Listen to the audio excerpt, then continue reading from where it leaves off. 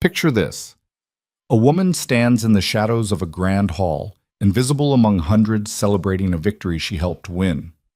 Below, her mate, the alpha she's bound to by fate itself, laughs with another woman, his arm draped casually where hers should be. Then three words slice through the noise, just strategic convenience. That's what he calls their bond, their destined bond. And no one in that room knows the secret growing beneath her heart. His heir, already formed, already fighting to live. What would you do? Run? Scream? Break? She does none of those. Instead, Luna Ilara Vance makes a decision so cold, so final, it will shatter an entire pack before sunrise. Stay with me until the end. This is the story of a woman who walked into the wilderness pregnant and powerless, and returned a queen. Drop a comment telling me what city you're watching from, and hit that like button if you believe some bonds are meant to be broken before they can be remade. The great hall of Iron Pine Ridge burned with firelight and laughter. Ilara stood at the top of the stone staircase, half hidden behind a marble column, watching the celebration unfold below. 200 wolves filled the space, warriors still blood-spattered from the border skirmish, elders draped in ceremonial furs, young pack members passing flagons of spiced wine. Victory hung in the air like smoke. They had crushed the encroaching Shadowfang pack, driven them back across the northern ridgeline. Iron Pine's borders were secure for another season. She had been part of that fight, had coordinated the southern flank, directed scouts through treacherous terrain, ensured supplies reached the front lines when exhaustion nearly broke their formation. But no one below mentioned her name. No one raised a cup in her direction. Ilara's fingers curled around the cold stone. She wore a simple gray dress. No adornment, no pack colors. Her dark auburn hair fell loose around her shoulders, unstyled, unremarkable. She had learned over 18 months as Luna that invisibility was safer than visibility. Expectations were lower. Disappointment was quieter. Below, Alpha Kyle Draven stood at the center of it all. He was magnificent. Even she could admit that, even now. 6'4" of raw muscle and dominance, his black hair pushed back from a face that could have been carved from the mountains themselves.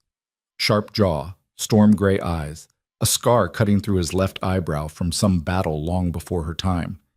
He wore his authority like a second skin, every movement deliberate, every glance a command. When Kyle Draven entered a room, the room felt it. Right now, he was laughing. His head was thrown back, genuine amusement lighting his features as he listened to something the woman beside him said. Sarah Nightshade, daughter of the Beta family. Blonde, poised, effortlessly beautiful in a way that made Ilara feel like smudged charcoal next to polished gold. Sarah's hand rested lightly on Kyle's forearm, a touch so casual, so comfortable, it spoke of familiarity Ilara had never earned. The mate bond hummed faintly in Ilara's chest. It was always there, that golden thread connecting her to Kyle, but it had grown thinner over the months, stretched, frayed. He never acknowledged it in public, never reached for her through the bond the way other mated pairs did. She had stopped reaching first after the 4th month, when her tentative attempts were met with silence so complete she thought the bond itself had rejected her. More wine, Alpha? Sarah's voice carried up to the balcony, warm and musical. Only if you're pouring, Kyle replied, grinning. The crowd around them laughed. Someone clapped Kyle on the shoulder. Another warrior raised his cup. Ilara's hand moved unconsciously to her abdomen. Beneath the loose fabric of her dress, barely noticeable yet, a life was growing. 7 weeks. She had confirmed it 3 days ago, alone in her quarters, staring at the small vial that turned blue in the presence of wolf pregnancy hormones. She hadn't told anyone, hadn't known how to tell anyone, least of all Kyle, who looked at her with the warmth of a man reviewing tax records. Their mating had been arranged, a political move orchestrated by the Council of Elders after Kyle's father died and the pack needed stability. Ilara had been nobody, a low-ranking wolf from the eastern border, daughter of a scout who'd died in service. But her bloodline was old, her lineage technically noble, even if her circumstances weren't. Mating her to Kale had satisfied tradition without threatening the established power families. The bond had snapped into place the moment they completed the ritual. She had felt it, a rush of recognition so profound it had driven her to her knees. This was her mate, her fated mate, confirmed by the bond itself. Kale had stood over her, helped her rise, and said, "Welcome to Iron Pine Ridge, Luna Ilara. I trust you'll fulfill your duties appropriately." That was 18 months ago. Since then, she had fulfilled every duty. Managed the pack house, coordinated with the healers, attended every council meeting, every ceremonial function, every God's damned border inspection. She had bitten back opinions, swallowed pride, smiled when expected, and stayed silent when not addressed. She had shared Kael's bed when the bond demanded it. Brief, efficient encounters that left her feeling more alone than before, and retreated to her separate chambers afterward. No one had told her being Luna would feel like being a ghost in her own life. "Speech! Speech!" The chant rose from the crowd below. Kael raised his hands, and silence fell instantly. That was power, true, absolute power, 200 wolves holding their breath for his words. "Tonight, we celebrate more than victory," Kael began, his voice carrying effortlessly through the hall. "We celebrate what it means to be Iron Pine. Strength, unity, the willingness to fight for what's ours." Cheers erupted. Ilara watched, detached, as pride blazed across the faces below. "But strength isn't just in battle," Kael continued. "It's in strategy, in making the right alliances, in ensuring our pack's future through intelligent decisions, not just brute force." His eyes swept the crowd and landed, briefly, on Sarah. Ilara's breath caught. "Some bonds," Kael said, still looking at Sarah, "are forged in fire. Others—" He paused, and his gaze flicked upward, not quite to where Ilara stood, but close. "Are strategic conveniences. Necessary arrangements that serve the pack's stability." The words hung in the air. Strategic conveniences. Necessary arrangements. Ilara's vision tunneled. The noise of the hall faded to white static. Her hand pressed harder against her stomach, where a tiny heartbeat fluttered alongside her own. He was talking about their bond, their mating bond. The sacred fated connection that was supposed to be unbreakable, undeniable. He had just reduced it to political strategy in front of the entire pack. "Of course, that doesn't diminish their value," Kael added smoothly, raising his cup. "All pieces have their place on the board." "To Iron Pine! To Iron Pine!" the crowd roared back. Ilara turned and walked away. Her feet moved automatically, carrying her down the back staircase, through the servants' corridor, out into the cold night air. She didn't run.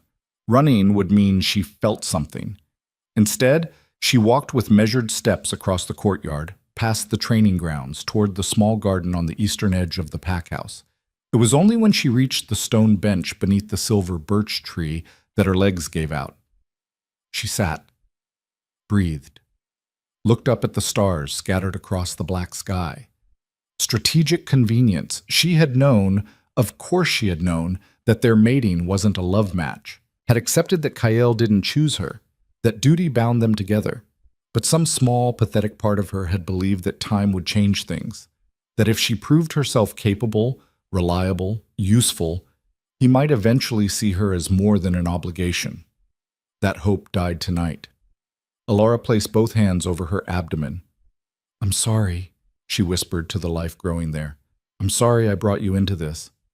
The baby couldn't hear her yet, couldn't understand, but she felt the truth settling into her bones with absolute clarity.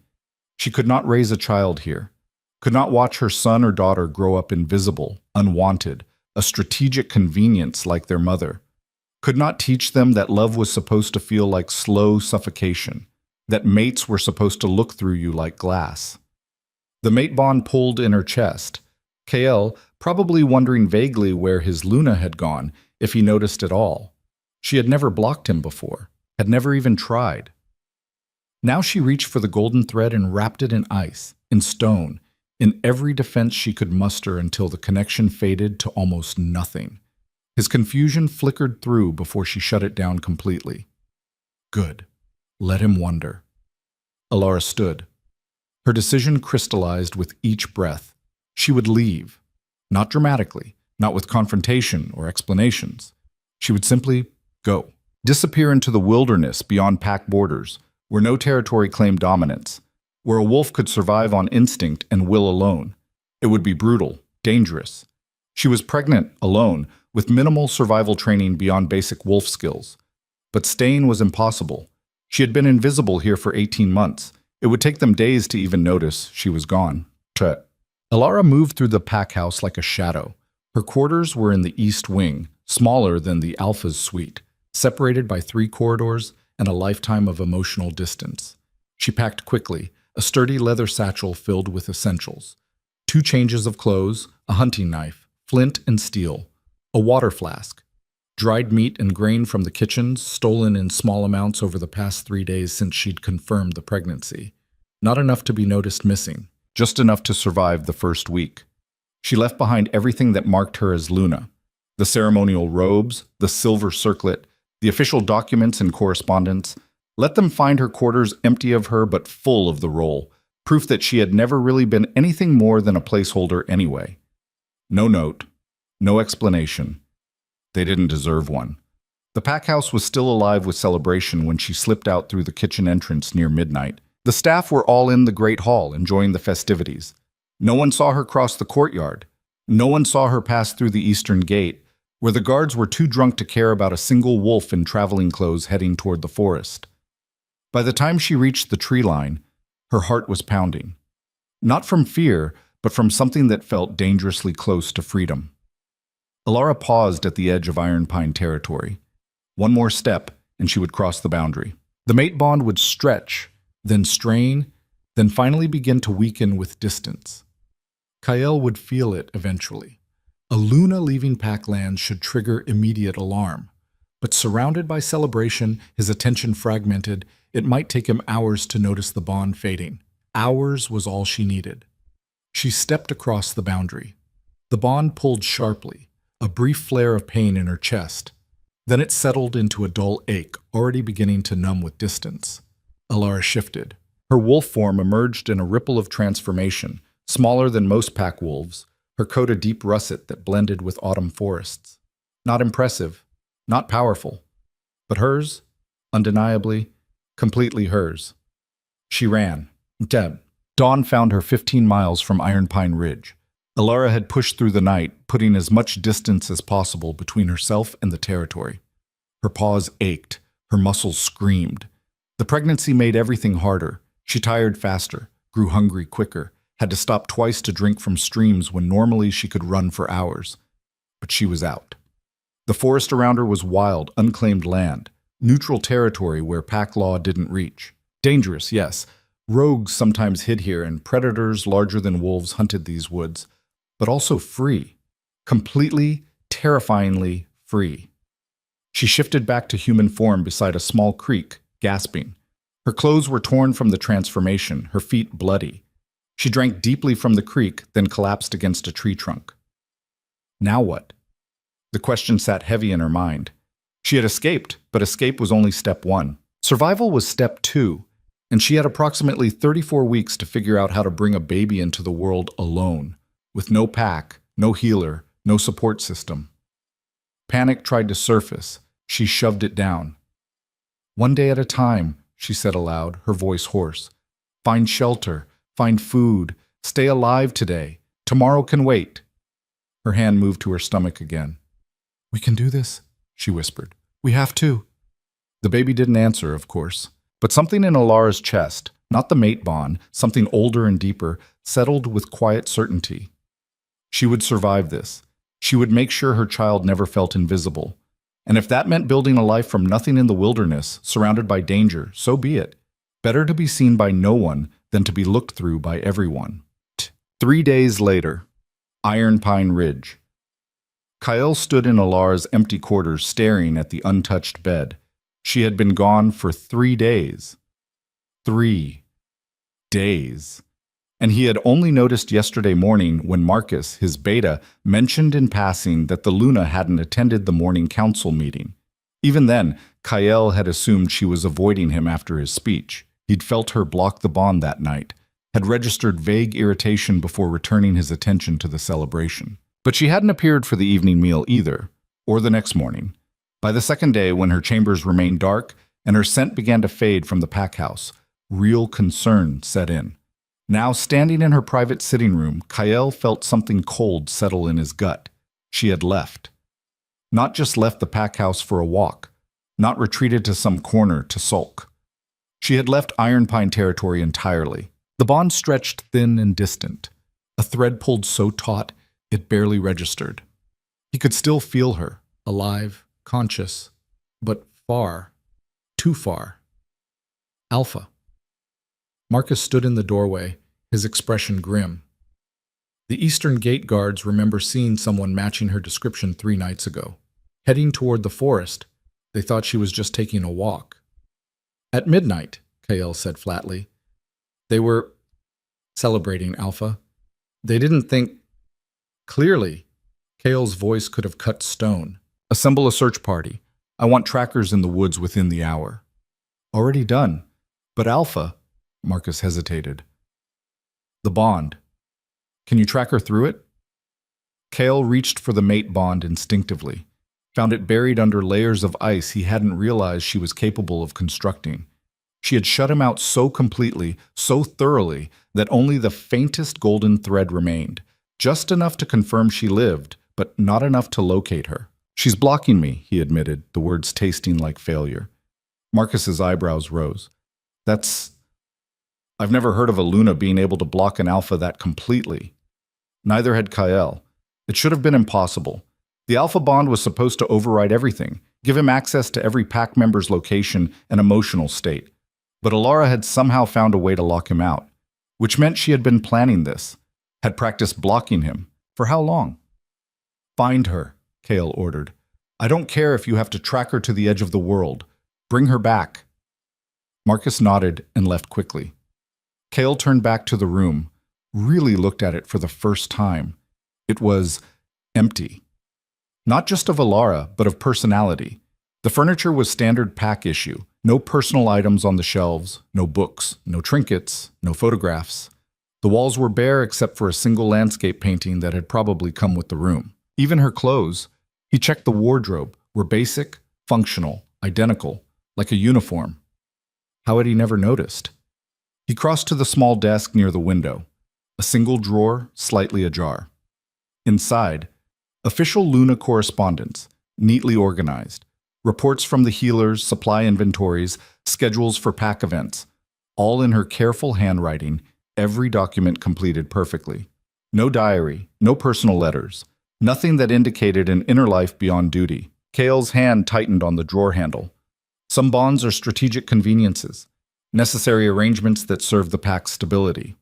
His own words echoed back at him. He had meant them as reassurance to the pack, a way to acknowledge that yes, his mating was arranged, but that didn't make it invalid. Had meant to convey that duty could be honorable even without passion. But standing here in this empty room, he realized how they must have sounded to her. Like dismissal, like confirmation that she was exactly what she feared. Invisible, interchangeable, a checkbox marked on the pack's requirements list. The bond pulled weakly in his chest. Somewhere out there, Alara was alive, moving, surviving. Without him. Without the pack. Without wanting to come back. Damn it, Kael breathed. A knock at the door. One of the pack healers, an older woman named Thea, stepped inside. Alpha, I heard the Luna is missing. I thought you should know. She came to me 8 days ago. Kael's attention sharpened. For what? Thea's expression was carefully neutral. She requested a pregnancy test, standard procedure. I provided the kit and sent her away. She never returned with results, so I assumed it was negative. The world tilted. Pregnancy, Kael repeated slowly. Yes, Alpha. It's not uncommon for newly mated pairs to check, especially after...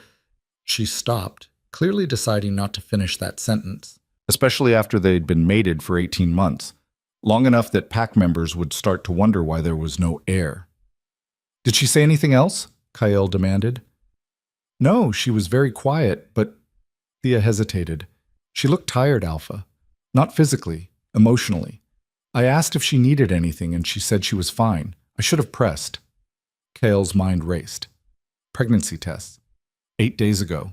3 days before she disappeared. If it was positive. If she was carrying his child. And she ran anyway. Get out, he said quietly. Thea fled. Kael stood alone in his mate's abandoned quarters, the weight of his failure crushing down like a physical force. She hadn't just left because of a careless speech. She had left carrying his heir, choosing the wilderness over him, over the pack, over everything that should have protected her. What kind of alpha made his Luna feel so alone that she would rather risk death alone than stay? The answer burned. His kind. The bond pulled again, weaker now. She was still moving, still putting distance between them. Cale closed his eyes and did something he had never done before. He reached through the bond, not with authority, not with demand, but with a single, desperate question. Come back, please. The ice didn't crack. She didn't respond. But somewhere, far away, he felt her pause. Just for a moment. Then keep walking. That single moment of hesitation, when Alara felt Kael's desperate plea through the bond, lasted exactly 3 heartbeats. Then she kept walking. The forest swallowed her deeper with each mile. Dawn light filtered through dense canopy, painting the world in shades of green and shadow.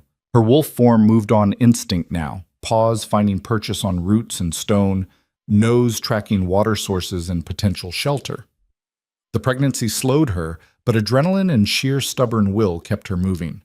By midday, she found what she was looking for. A rocky overhang jutted from a hillside, creating a shallow cave barely tall enough to stand in. Not ideal, but defensible. The entrance faced south, away from prevailing winds.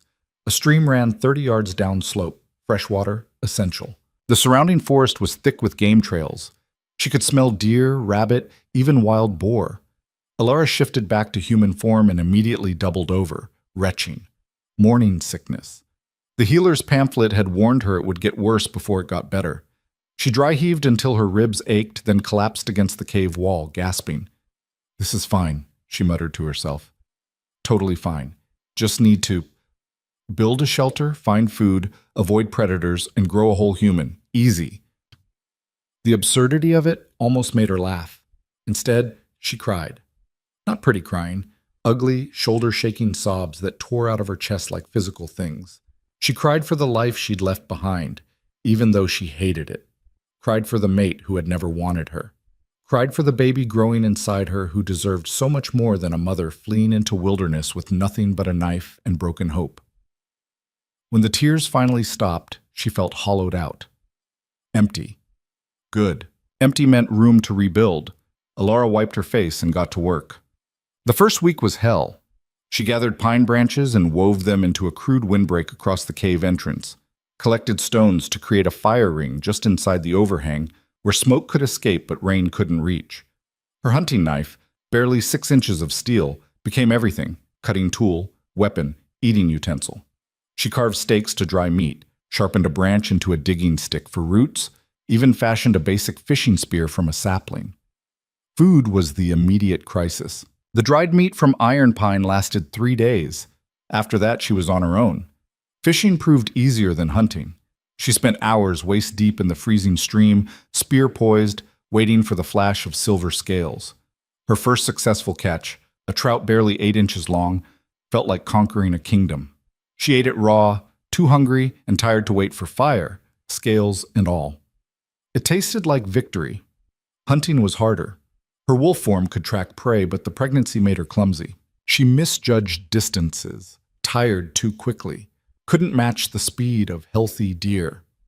After 4 failed hunts, she adjusted strategy, focused on smaller game. Rabbits, squirrels. Once, a groundhog that had been too slow leaving its burrow. She learned to be patient, to wait hours for a single opportunity, to make every strike count because she wouldn't get a second chance. The pregnancy complicated everything. Morning sickness struck at random, sometimes dawn, sometimes noon, once while she was actively stalking a rabbit. She had to eat constantly to keep her energy up, which meant hunting and foraging consumed entire days. Sleep became fractured, interrupted by the need to pee every few hours or the baby pressing on organs in uncomfortable ways. And the bond. Always, always the bond. Cale reached for her constantly those first days. She felt him searching, pushing against her defenses, trying to locate her through the mate connection. Each attempt was a knife scraping against her mental shields.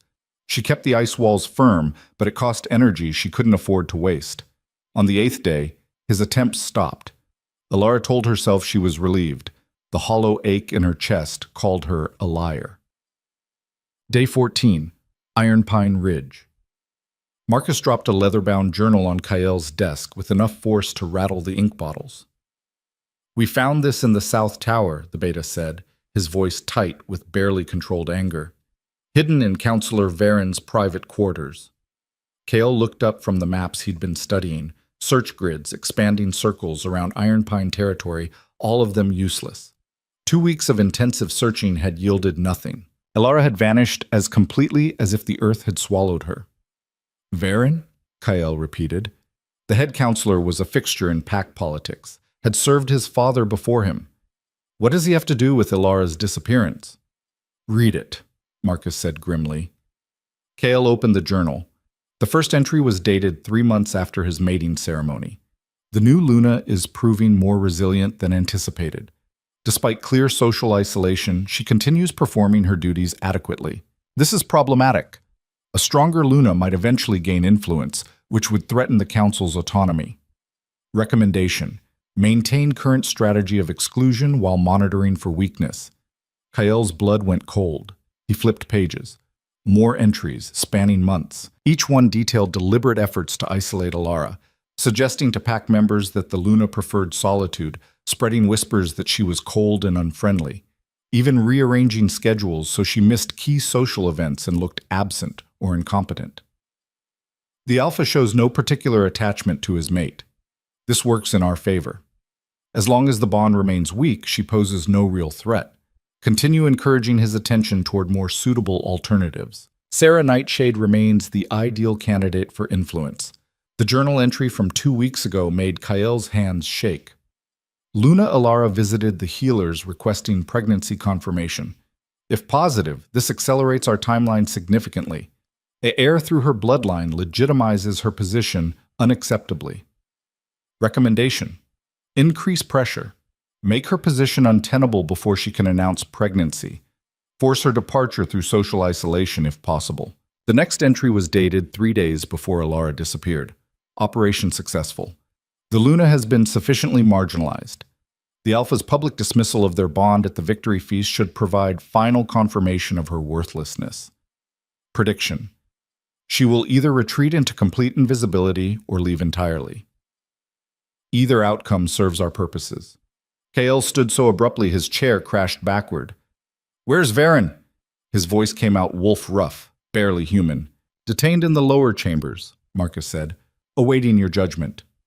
"He engineered this." Kael's hands crushed the journal edges. Everything. Every moment she felt invisible. Every time she was excluded. It was planned. "It gets worse," Marcus said quietly. "We found correspondence with the Shadowfang pack. Varen was feeding them intelligence about our defenses, our patrol routes. The border skirmish we won 2 weeks ago? We were never supposed to win. They planned for Iron Pine to take heavy casualties, weaken our position, make us vulnerable to a leadership challenge." The pieces clicked together with sickening clarity. A weak Luna meant a weak Alpha bond meant an Alpha vulnerable to political maneuvering. Varen had been positioning himself and his chosen candidates to step into power once Kael's leadership was sufficiently undermined, and Elara had been the opening move, the sacrificial piece. "He used her," Kael said, the words barely audible. "Used her loneliness, her isolation, made her believe she was worthless so she would leave, and I would look weak for losing my mate. Except she left before he could leverage it," Marcus pointed out. "She disappeared so completely, we can't even find her to prove she's gone. It actually made you look stronger, like you're so focused on the pack you don't need a mate distracting you." The irony was acid on Kael's tongue. He had spent 2 weeks telling himself Elara left because she was weak, couldn't handle being Luna, had been selfish and cowardly to abandon her responsibilities. Instead, she had walked away from a systematically orchestrated campaign to destroy her spirit, and he had helped them do it. "I need to find her," Kael said, the words a vow. "Not because she's Luna. Not because of duty or politics or pack stability. I need to find her because I failed her, and she deserves to know the truth." Marcus studied him for a long moment. "You're going yourself." "Yes." "The council will object. You can't leave the pack without leadership." "You're beta. Lead in my absence." Kyle was already moving toward the door. Execute Varen for treason. Send messages to the other council members that anyone involved in his schemes can confess now or face investigation later. Reinforce the borders. And if I'm not back in a month, you'll be back, Marcus said firmly. Find your mate, Alpha. Bring her home. Kyle paused at the threshold. What if she doesn't want to come home? Then you convince her. You're an Alpha. Figure it out. Day 21. 1. The Wilderness. Alara had just finished skinning a rabbit when the scent hit her. Wolf, male, moving fast through the forest, heading directly toward her position. Her heart jumped into her throat. She dropped the rabbit and grabbed her knife, backing toward the cave entrance. The wind shifted, carrying more information. Definitely wolf, definitely tracking, and the scent was familiar. No, not possible. She pressed against the cave wall, knife raised, as a massive dark wolf burst through the tree line. Kyle. He shifted mid-stride, human form emerging as he skidded to a halt 20 feet from her position. He was filthy, mud-streaked, hair wild, clothes torn. He looked like he'd run the entire distance without stopping. Their eyes met. Alara's grip tightened on the knife. Leave. Alara, I said leave. The command came out wolf rough. You have no authority here. This isn't Packland. Kale raised his hand slowly, showing empty palms. I'm not here as your Alpha. Then what are you here as? She didn't lower the knife. My mate. Because we both know that's just a strategic convenience, right? A necessary arrangement? He flinched. Actually flinched. You heard that, he said quietly. The entire pack heard it, Alara shot back. You announced to everyone that our bond means nothing, that I mean nothing. So why are you here, KL? Need me to sign some paperwork dissolving the mating? Happy to do it. Just leave the documents and go. I didn't know. The words burst out of him. I didn't know what Varen was doing, the isolation, the exclusion, the way everyone treated you. It was orchestrated. He was manipulating both of us. Alara laughed, the sound sharp and broken. Oh, so you're not responsible for ignoring me for 18 months? That was all Varen's fault? No. Kyle voice went rough. No, that was me. I was a coward and a fool, and I have no excuse. But the systematic campaign to make you invisible, to make you feel worthless, that was Varen. I found his journal. He documented everything. She wanted to believe the pain in his voice was real, wanted to believe this mattered, but wanting had nearly destroyed her. It doesn't change anything, she said coldly. Varen didn't force you to dismiss our bond publicly. He didn't force you to keep me at arm's length. He didn't make you treat me like an inconvenient obligation. You're right, Kyle agreed. He didn't. I did that myself because I was afraid. That caught her off guard. Afraid? Of the bond. He took a single step forward. She raised the knife higher, and he stopped. The mate bond is supposed to be this sacred, perfect thing. But I felt it the moment we completed the ritual, this overwhelming connection to someone I didn't know, didn't choose. It terrified me. So I kept you distant, kept everything controlled and manageable. I told myself it was duty, that we were both just fulfilling our roles. And now? Alara demanded. What changed? You left, Chasni, Kyle said simply. You walked away from everything, pack, security, home, rather than stay invisible. And then I found out why. His eyes dropped to her abdomen. Is it true? Are you pregnant? Alara's free hand moved instinctively to her stomach. That was answer enough. Kale's expression shattered. You were carrying my child, and you still chose to leave. Chose to risk everything rather than stay with me. Yes, Alara said, and meant it. Why? Because my child deserves better than growing up invisible. The words ripped out of her. Better than watching their mother be dismissed and ignored. Better than learning that love is supposed to feel like slow death. I would rather raise this baby alone in the wilderness than teach them that being tolerated is the same as being valued. Silence fell between them. Kyle stood frozen, his face doing something complicated. When he finally spoke, his voice was barely a whisper. You're right. Alara blinked. What? You're right, he repeated louder. Everything you said. You're right. I made you invisible. I made our bond feel like a prison, and I have no right to ask you to come back. Then why are you here? Because you deserve to know the truth about Varen, about what was done to you. Kale's hands clenched into fists. And because I need you to know that I see you now, really see you. The strength it took to survive out here alone, pregnant, with nothing, most wolves wouldn't last a week. You've made it 3. 3 weeks, Elara corrected automatically, then cursed herself for engaging. Kale's eyes swept over the cave, the fire ring, the rabbit carcass, the makeshift tools. You built this. All of this. Alone. I didn't have a choice. Yes, you did, he countered. You could have stayed, could have let the pack support you, even if I was too blind to see what I had. But you chose independence over security, chose the wilderness over comfort. That's not weakness, Elara. That's the strongest thing I've ever seen.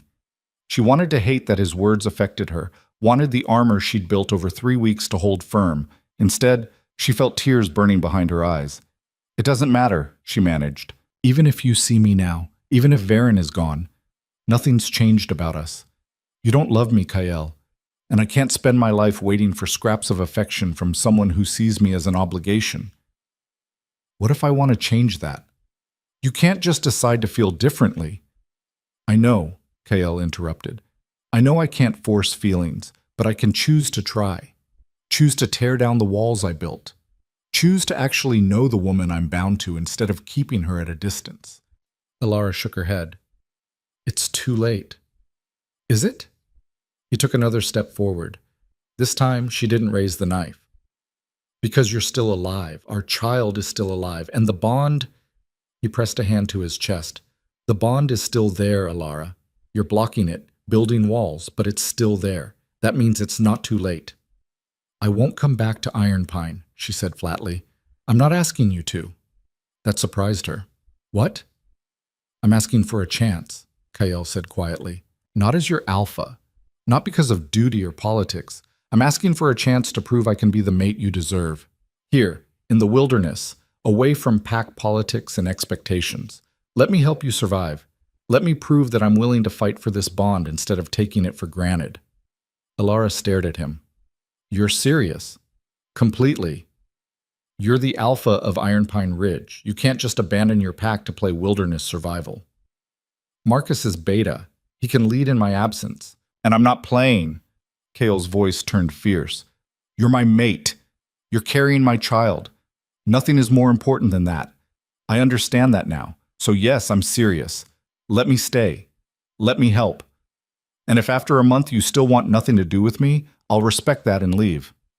Every instinct screamed at Elara to say no, to send him away, protect herself from the hope that was trying to bloom in her chest. But she was exhausted. Bone deep, soul tired, exhausted. And the baby growing inside her deserved better than a mother too proud to accept help when it was offered. 1 month, she heard herself say. You stay, you help, you pull your own weight. No alpha commands, no mate bond pressure. You're just another wolf helping me survive. And at the end of the month, we reassess. Kale's expression lit with something that looked dangerously like hope. I can work with that. I'm serious, Kale. One wrong move, one moment of you treating me like an obligation instead of a person, and you leave. Immediately. Understood. And you sleep outside the cave. Understood. Elara finally lowered the knife. There's a rabbit that needs skinning. If you're staying, make yourself useful. Kael moved toward the carcass, then paused. Elara? What? Thank you. The words were simple, but the emotion behind them was anything but. For giving me a chance I don't deserve. She turned away before he could see her face. Don't thank me yet. Surviving out here isn't romantic, Kael. It's brutal. You might change your mind by morning. I won't. Famous last words, she thought. But as she watched him crouch by the rabbit, an alpha used to servants and comfort, now covered in mud and willing to skin game in the wilderness, something small and fragile flickered to life in her chest. Not forgiveness, not yet, but maybe, possibly, the first seed of hope that things could be different if he meant what he said. if he could follow through, if she could survive lowering her walls long enough to find out. Day 22. 22.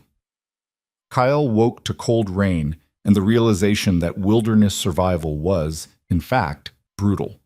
He'd spent the night outside the cave as promised, sheltered only by a pine tree that proved woefully inadequate against the storm that rolled in around midnight. By dawn, he was soaked, shivering, and covered in pine needles that stuck to his skin like accusations. Alara emerged from the cave looking dry and well-rested. "Morning," she said cheerfully. "Sleep well?" He knew a test when he heard one. "Great, very refreshing." Her lips twitched, almost a smile. "Liar. There's a tarp in my pack. You can use it to build a proper shelter, but you're gathering your own materials." "Fair enough." The day dissolved into hard physical labor. Kyle chopped branches with a hand axe Alara had apparently fashioned from stone and wood, crude but effective. He built a lean-to structure against a boulder, creating a space barely big enough to lie down in, but at least waterproof. Then he helped reinforce the cave entrance, gather firewood, and clean the rabbit carcass from yesterday. Alara watched him work with a critical eye, correcting his technique when he tried to start a fire wrong, showing him how to properly gut a fish he'd attempted to catch. She was a good teacher, patient when he was genuinely trying, ruthlessly honest when he was doing something stupid. By midday, he was exhausted. "How long have you been doing this alone?" he asked, collapsing beside the fire ring. 3 weeks, Alara said. She was weaving pine needles into some kind of basket, her hands moving with practiced efficiency. "The first week was the hardest. I almost gave up twice." "What stopped you?" Her hand moved to her stomach. "This. I couldn't give up because they can't survive without me, so I figured it out." Kyle watched her profile, the determined set of her jaw, the focus in her eyes, the quiet strength in every movement. How had he ever thought her weak? "I'm sorry," he said quietly. "You've said that. I'll keep saying it until you believe me. That might take a while." But her tone was less sharp than before. They worked in silence for a time. Then Alara spoke, her voice carefully neutral. "Tell me about Varen. What happened after I left?"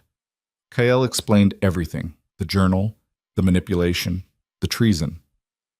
Alara listened without interruption, her expression unreadable.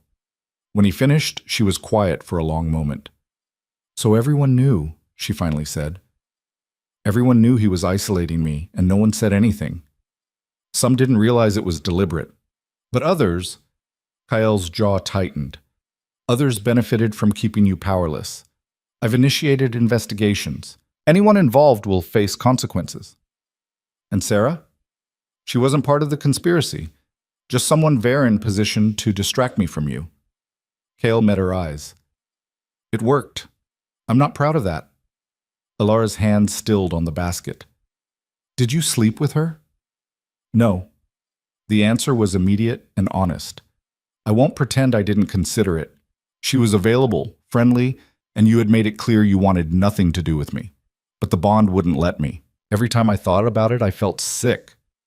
The mate bond might be complicated, but it's loyal." "Lucky me," Alara said dryly. But some of the tension in her shoulders eased. Day 28. The month was almost over. Kale had kept his word.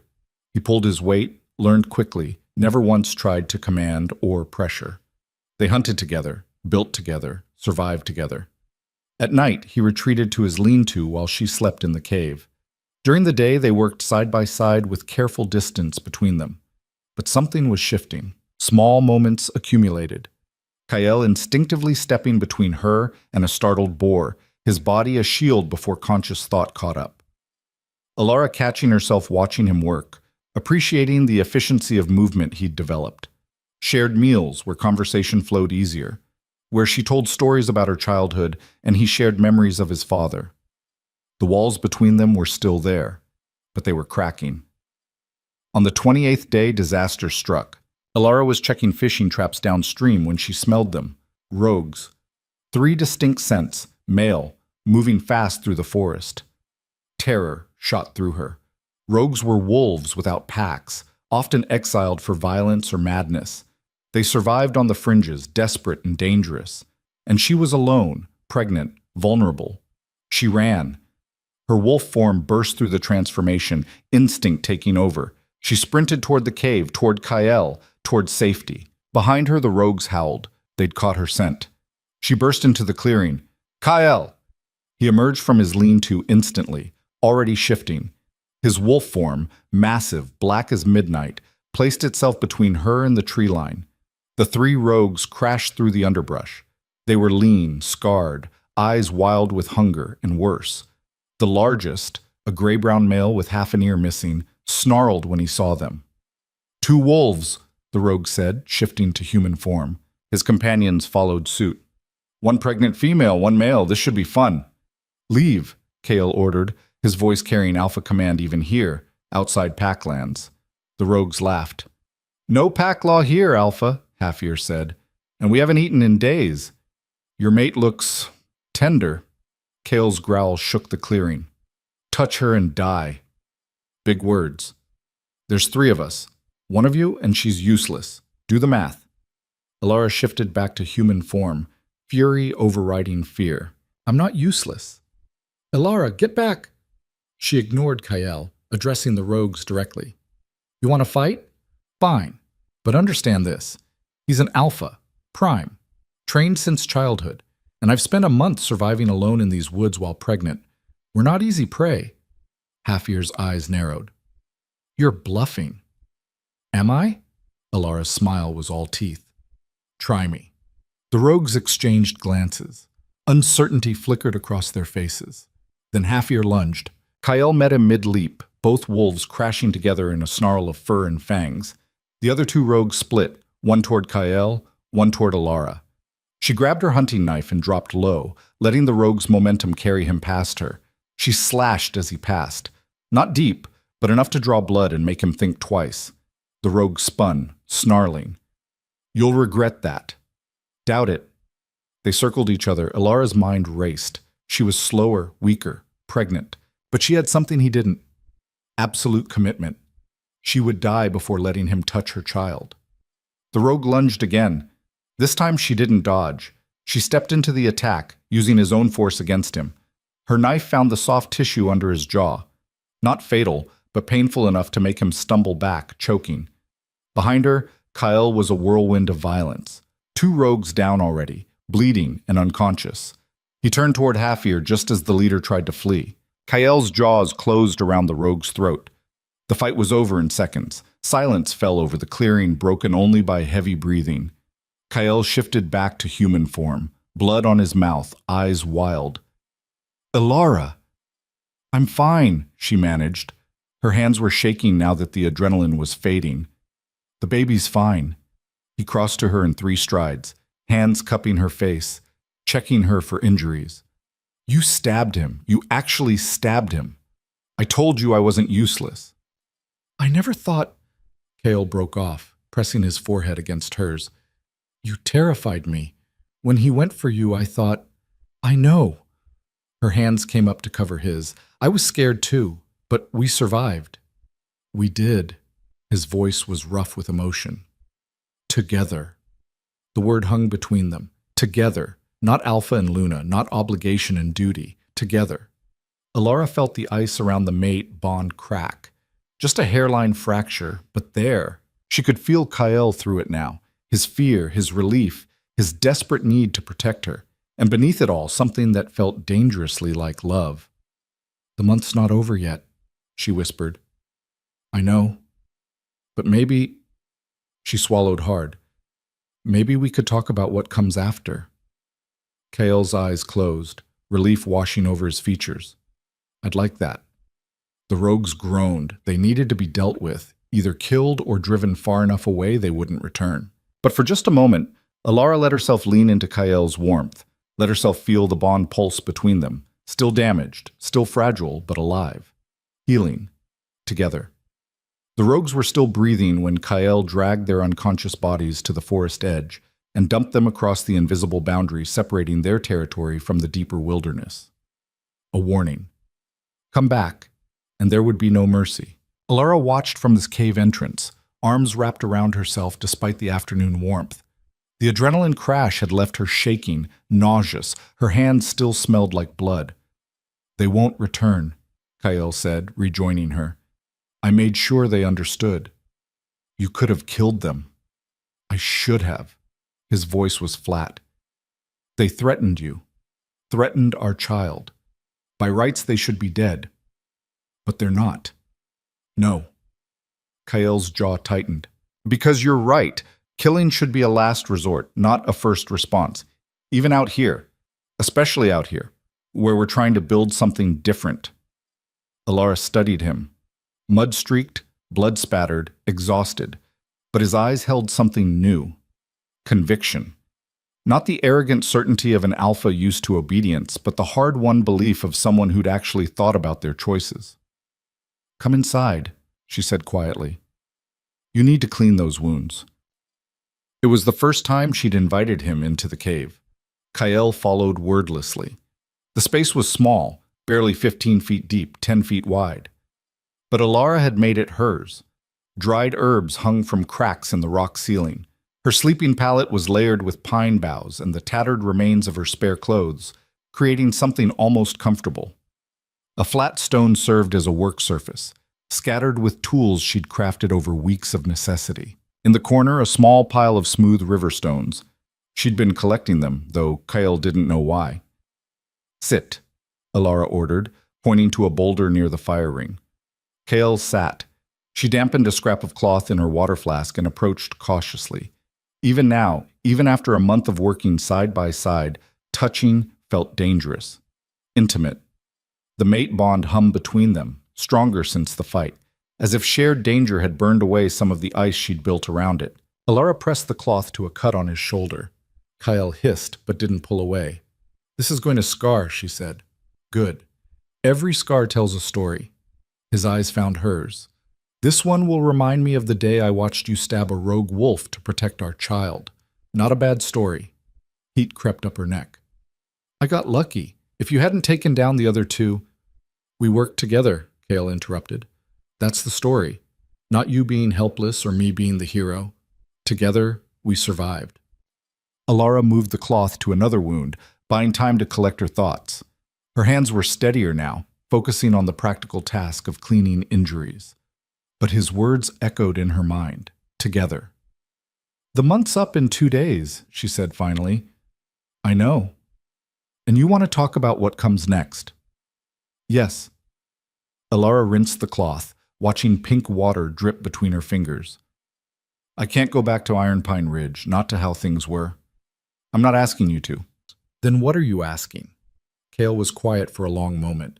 When he spoke, his voice was careful, measured. "I'm asking for the chance to build something new, not the pack we left behind with all its politics and manipulation. Something honest, where you're not just Luna, you're my equal partner. Where our child grows up seeing a bond built on respect, not just duty." "That sounds nice in theory," Alara said, "but we can't stay out here forever. Winter's coming. I'm due in 7 months. We need shelter, supplies, a healer for the birth." "I know." Kael caught her hand gently, stilling her nervous movements, "which is why I'm proposing we go back, but on your terms. You decide what changes need to happen. You decide what role you want to play. And I back you, completely, publicly, without question." Alara pulled her hand away. "You're the alpha. The pack won't accept that kind of shift. Then they can challenge me for leadership and lose." His certainty wasn't arrogance. It was fact. "I've spent a month learning to survive in the wilderness. I'm stronger now, not weaker. And any wolf who can't accept their Luna as an equal partner doesn't belong in my pack." "Our pack," Alara corrected automatically, then froze. "I didn't mean—" "Say it again." "What?" "Say our pack." Kael's expression was intense. "Because that's what it should be, not mine. Ours. Equal leadership, equal voice, equal power." The words hung between them like a thrown gauntlet. Alara wanted to believe him. Wanted to believe this month had fundamentally changed something, that they could actually build the partnership he described. But trust was a muscle she'd let atrophy, and exercising it again hurt. "I need to think," she said. "Take all the time you need." "The baby won't wait forever." Then we'll figure it out before then. Kyle stood, careful not to crowd her in the small space. But Alara, whatever you decide, know this. I'm not the same wolf who let you walk away invisible. And I'll spend the rest of my life proving that to you, whether you give me another chance or not. He left before she could respond. Alara sank onto her sleeping pallet, hands trembling again.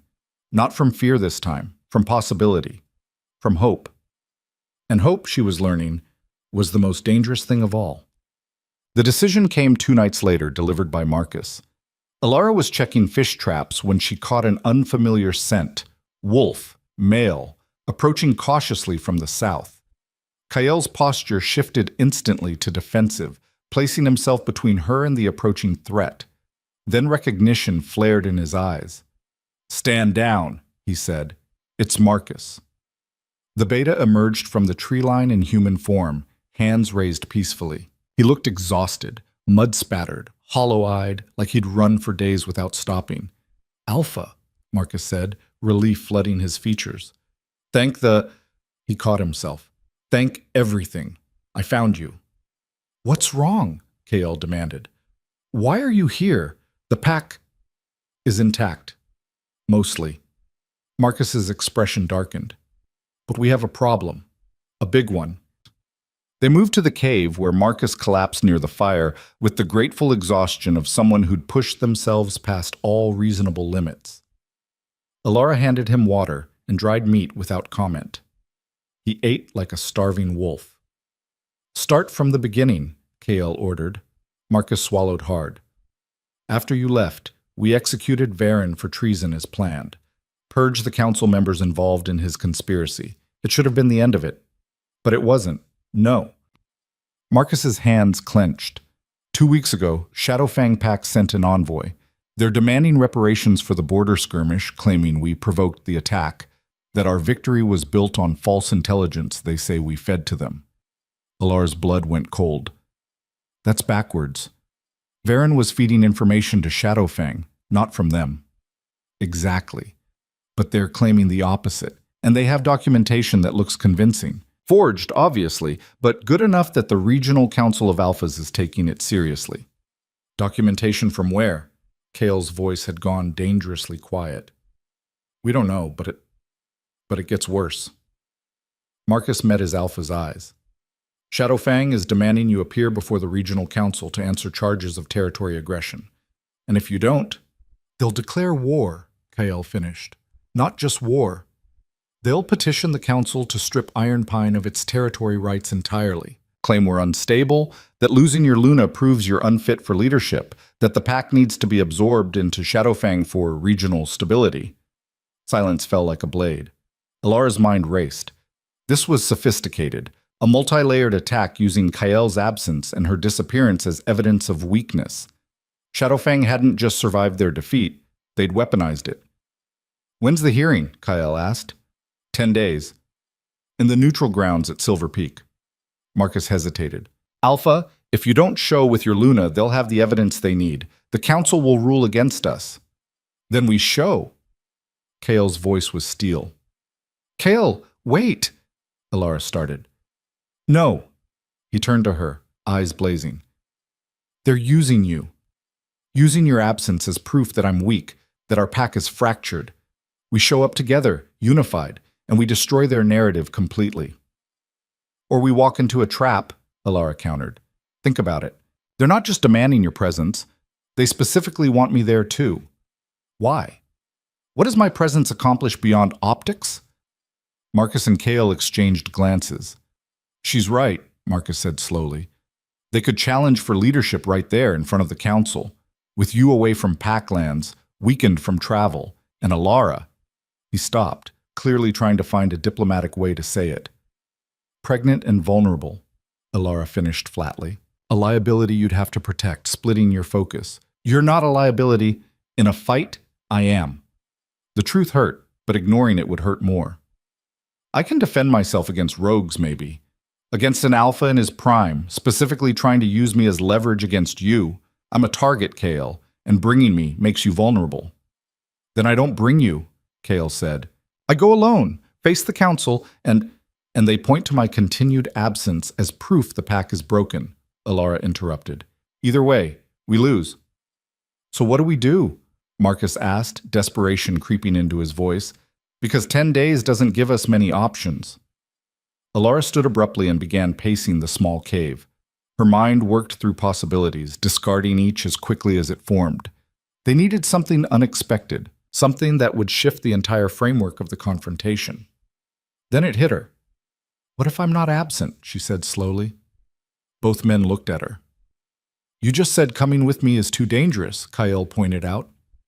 No, I said being a vulnerable liability is dangerous.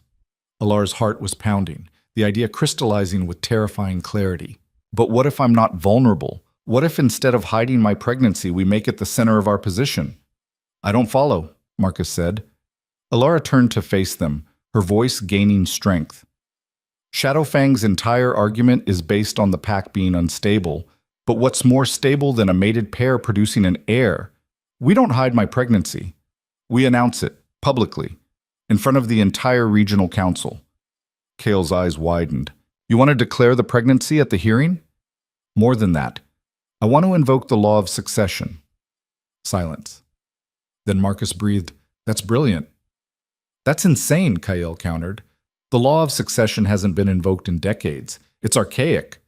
And still legally binding, Alara cut in. If a Luna is carrying an acknowledged heir, any challenge to the Alpha's leadership can be delayed until after the birth and recovery period. It's designed to protect pregnant Lunas from being used as leverage in exactly this kind of political maneuvering. But invoking it requires the pregnancy to be verified by a neutral healer, Marcus said, in front of witnesses. You'd have to submit to examination. I know, Alara's jaw set. I'm willing. Kyle was shaking his head. This puts you in the spotlight, makes you the center of attention. After everything you've been through, everything you've said about not wanting to be visible, I said I didn't want to be invisible, Alara corrected. There's a difference. Being seen, really seen, as a person with agency and power, that's what I want. And this, standing in front of the regional council, claiming my place, protecting our pack and our child, that's being seen on my terms. They'll attack you, Kyle warned. Shadowfang won't just accept this. They'll dig into your background, question your worthiness, maybe even challenge the legitimacy of the pregnancy itself. Let them try. Alara's voice was cold steel. I survived 3 weeks alone in the wilderness while pregnant. I built shelter, hunted food, defended myself against rogues. Any wolf who questions my strength can face me directly and find out exactly how wrong they are. Marcus was grinning now. Alpha, she's right. This changes everything. The law of succession would force the council to delay any territory decisions. Give us time to expose Shadowfang's forged documents, rebuild our political position, and make Alara a target for every wolf who wants to prevent that delay, Kale finished. He crossed to her, hands gentle on her shoulders. Are you absolutely sure? Because once we do this, there's no going back. You'll be visible in ways you never were before, scrutinized, judged, possibly attacked. Alara met his eyes steadily. I've been invisible and I've been alone. Visible and together sounds better, even if it's dangerous. Something shifted in Kale's expression. Pride, maybe, or recognition. Then we do this together, he said, but on one condition. What? You train, every day between now and the hearing. Combat, defense, strategy. If someone comes for you, you'll be ready. I can work with that. And I'm assigning you a personal guard? Absolutely not. Alara, no guards, no handlers, no wolves treating me like fragile glass that might shatter. Her voice was firm. I'll train, I'll prepare, I'll be smart about security, but I won't be caged. That was the whole point of leaving. Kale looked like he wanted to argue. Then, visibly, he stepped back, respected her boundary. Okay, he said. No guards, but you don't go anywhere alone. I'm with you, or Marcus is, or someone you trust. Compromise? Compromise, Alara agreed. Marcus stood, energy returning despite his exhaustion. I'll head back immediately. Start preparing the pack for your return. Arrange the verification ceremony. Gather evidence against Shadowfang's forgeries. And strengthen the borders, Kyle added. If this goes wrong, They might attack directly rather than wait for council approval. Understood, Alpha. Marcus paused at the cave entrance. For what it's worth, I'm glad you found each other. Really found each other. The pack needs this version of you both. After he left, silence settled over the cave. Alara realized she was shaking again. Not from fear, from the enormity of what she'd just committed to. Hey, Kale's voice was soft. Second thoughts? Third and fourth thoughts, she admitted. This is terrifying. Yes. I could fail, could mess this up, cost us everything. Or you could succeed brilliantly and reshape pack politics forever. Kale's hands found hers. I've watched you survive impossible odds for a month. This? You've got this. I've never done anything like this before. Neither have I. That's why we're doing it together. He squeezed her hands gently. But Alara, if at any point this becomes too much, if you want to back out, I won't. But if you do, Kael. She silenced him with a look. I spent 18 months being the Luna who backed down, who made herself small, who let other people decide her value. I'm done with that version of myself. This is who I am now, the wolf who walked away from everything and survived. And that wolf doesn't back down from a fight. Pride blazed across his features. Then let's show them what we're made of. The next 7 days were brutal. True to his word, Kael trained her relentlessly. They started with basics, defensive stances, how to use her smaller size as an advantage, where to strike for maximum impact with minimum strength. Then they progressed to scenario work. What to do if surrounded, if attacked from behind, if someone tried to use her pregnancy against her. They'll go for your stomach, Kael said during one session, breathing hard. Try to threaten the baby to control you. You need to be ready. Show me. They drilled it over and over until her body knew the movements instinctively. Pivot, deflect, counter. Use their momentum against them. Never freeze. Between training sessions, they talked strategy. The council will want proof the pregnancy is legitimate, Alara said one evening, mapping out scenarios by firelight. Which means I need to submit to examination by their healer. What if they claim I'm lying or try to say the baby isn't yours? The mate bond proves paternity, Kael said. Any healer can sense it. The baby carries traces of both our essences. They can't fake that. Unless they claim the bond itself is invalid. On what grounds? That it was coerced. Political arrangement, remember? They could argue I was forced into mating, that the bond is artificial. It's not. Kael's voice was flat. The bond formed naturally the moment we completed the ritual. That's not something that can be manufactured. I know that. But they might argue it anyway, just to create doubt. They prepared for every angle, every possible attack. Alara's background, her low status, her time alone in the wilderness. Each potential weakness became something they addressed head-on, turning vulnerability into strength. They'll call you weak for leaving, Kael predicted. Then I'll call myself strong for surviving. They'll question your fitness to lead. Then I'll demonstrate exactly how fit I am. By the 7th day, Alara felt like a blade that had been hammered, folded, and sharpened until she could cut through stone. Still scared, yes, but ready. Marcus returned on the 8th day with supplies, fresh clothes, and news. The pack is ready, he reported. Word spread about your return. The remaining council members are nervous but supportive, and I've started investigating Shadowfang's documentation. There are inconsistencies, but we'll need time to prove forgery conclusively. How's morale? Kael asked. Honestly? Better than expected. Marcus smiled slightly. Turns out the pack respected you more for going after your mate than they would have for staying and pretending nothing was wrong. Shows strength of character, one wolf said. Shows you're not controlled by politics. Alara felt warmth bloom in her chest. Not all of Ironpine had been complicit in Varen's manipulation. Some wolves had simply been misled, and those wolves were ready to welcome her back. There's one more thing, Marcus said, his expression turning serious. Shadowfang's Alpha, Ronan Blackwater. He's bringing his entire inner circle to the hearing. 20 wolves, all combat trained. It's technically legal since it's neutral ground, but it sends a message.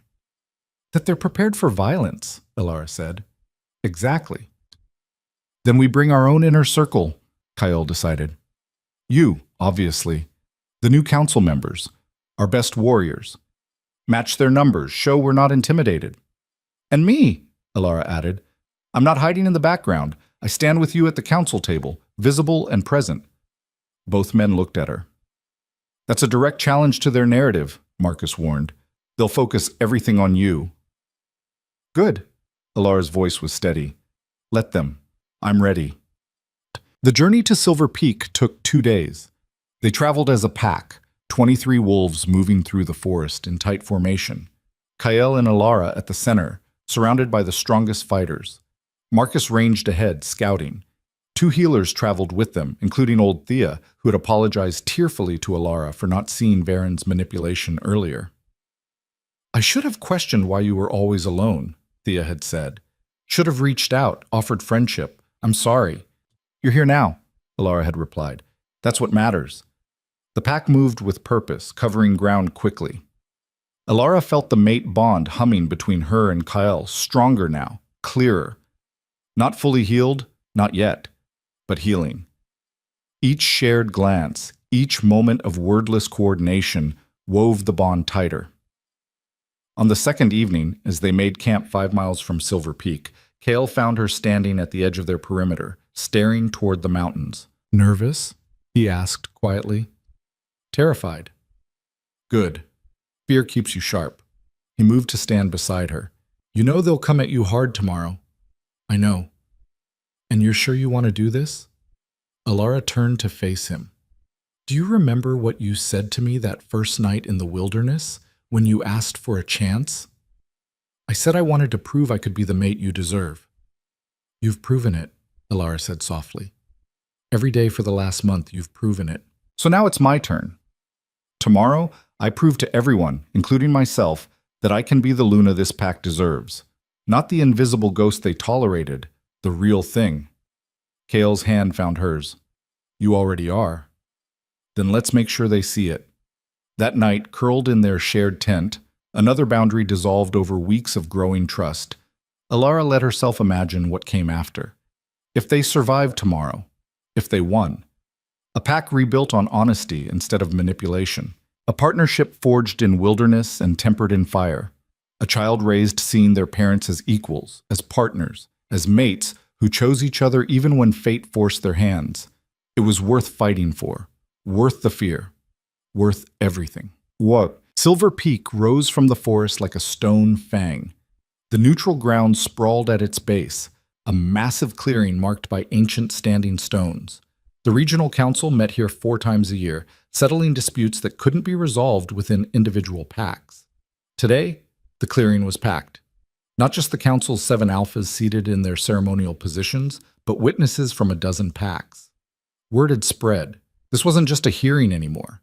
It was a spectacle. Shadow Fang pack was already there, arranged in perfect military formation. Ronan Blackwater stood at their center, a massive wolf with silver-streaked black hair and eyes like winter ice. He watched Iron Pines approach with predatory interest. Steady, Kyle murmured as they entered the clearing. Remember the plan. Alara lifted her chin and walked forward like she owned the ground beneath her feet. The council's head Alpha, an ancient wolf named Helena Stormcrest, raised her hand for silence. We convene to address charges brought by Shadow Fang Pack against Iron Pine Ridge, she announced. Alpha Ronan, present your case. Ronan stepped forward smoothly. Honorable Council, I bring evidence of territorial aggression and political instability that threatens regional peace. He gestured, and one of his wolves unrolled documents across the council's stone table. These communications show Iron Pine feeding false intelligence to Shadowfang, provoking an attack that justified their own territorial expansion. Furthermore, Ronan's eyes found Alara. Alpha Kael's recent abandonment of his pack to pursue his runaway Luna demonstrates unstable leadership. A pack cannot be secure when its alpha prioritizes personal matters over collective welfare. Murmurs rippled through the crowd. Helena's gaze shifted to Kael. Alpha Kael, how do you respond? Kael stepped forward, but Alara moved with him. Side by side, equal position. The murmurs intensified. The documents are forgeries, Kael stated clearly. Created by a traitor within my own council who has since been executed for treason. We have evidence proving this, which we're prepared to present. As for the Luna's absence, Alara said, her voice carrying across the clearing with surprising strength. It was not abandonment.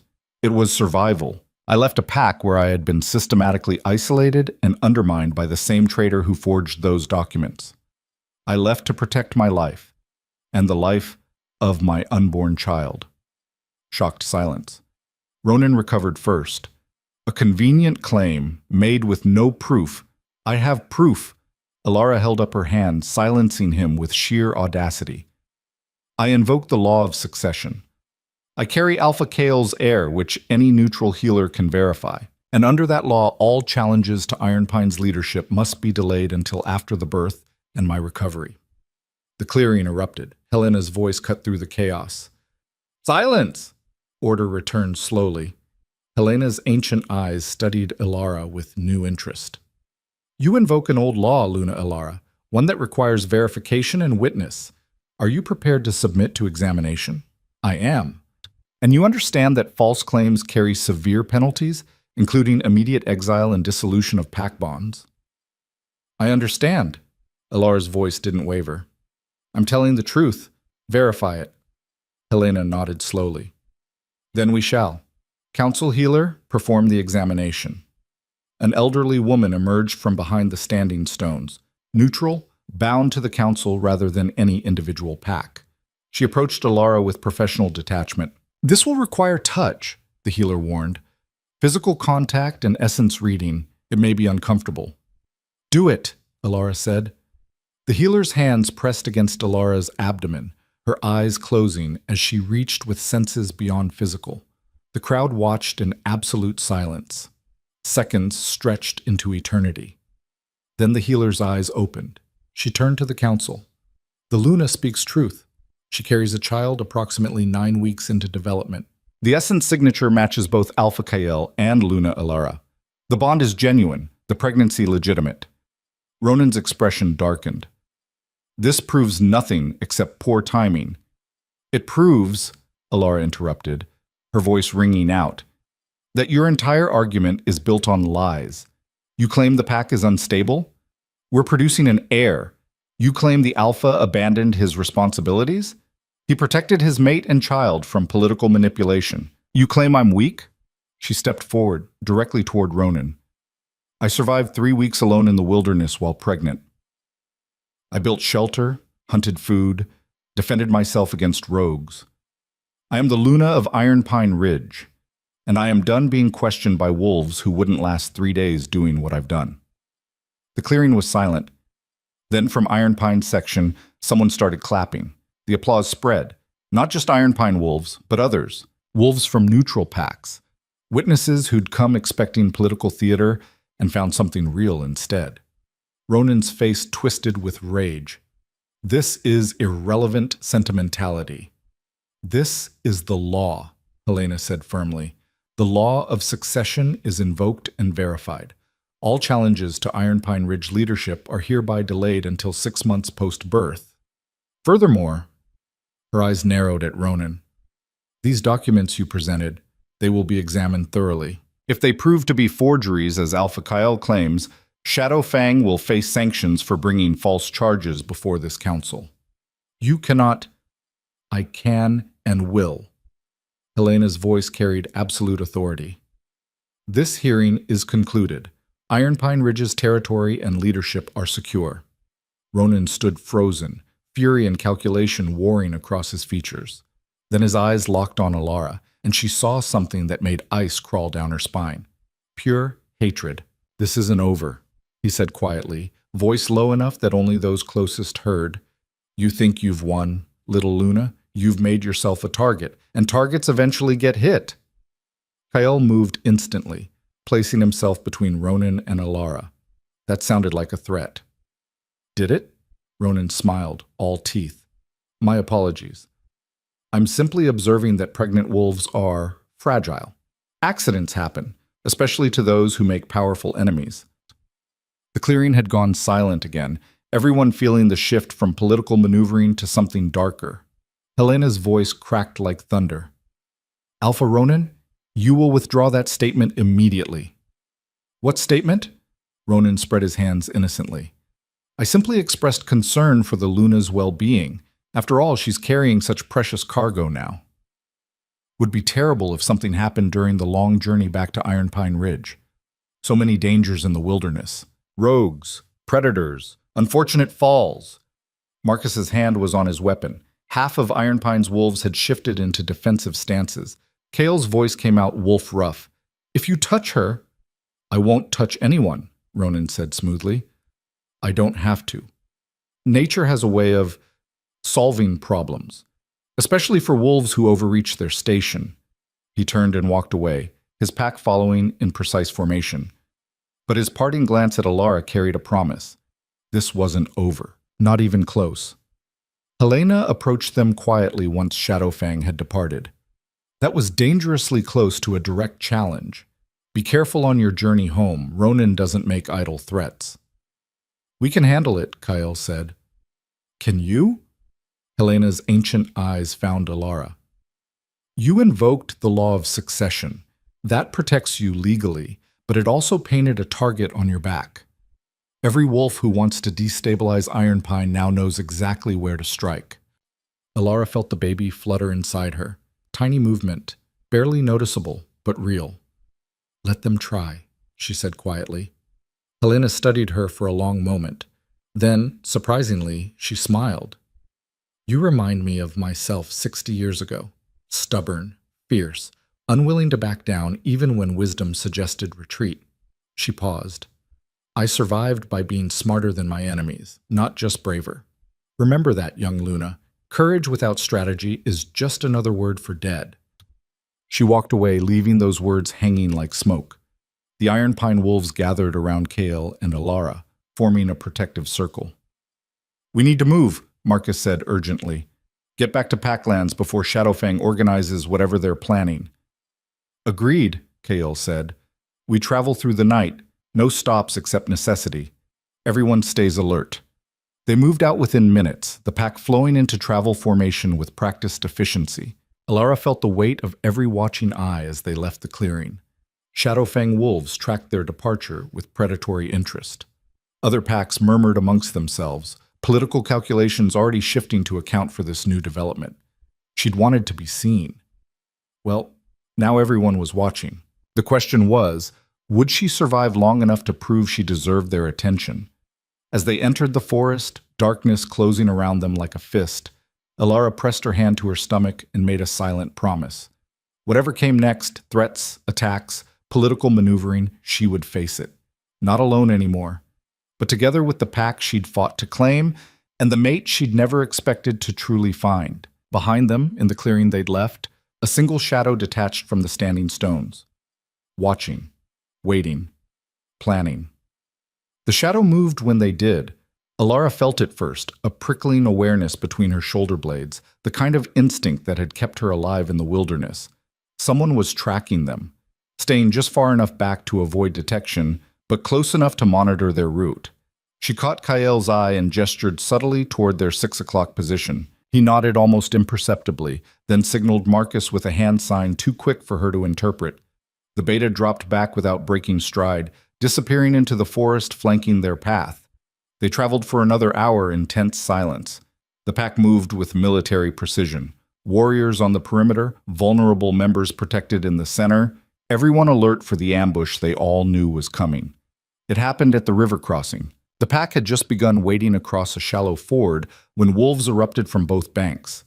Not Shadowfang's colors, these were rogues, but organized rogues, too coordinated to be random scavengers. Hired, Alara realized with cold certainty.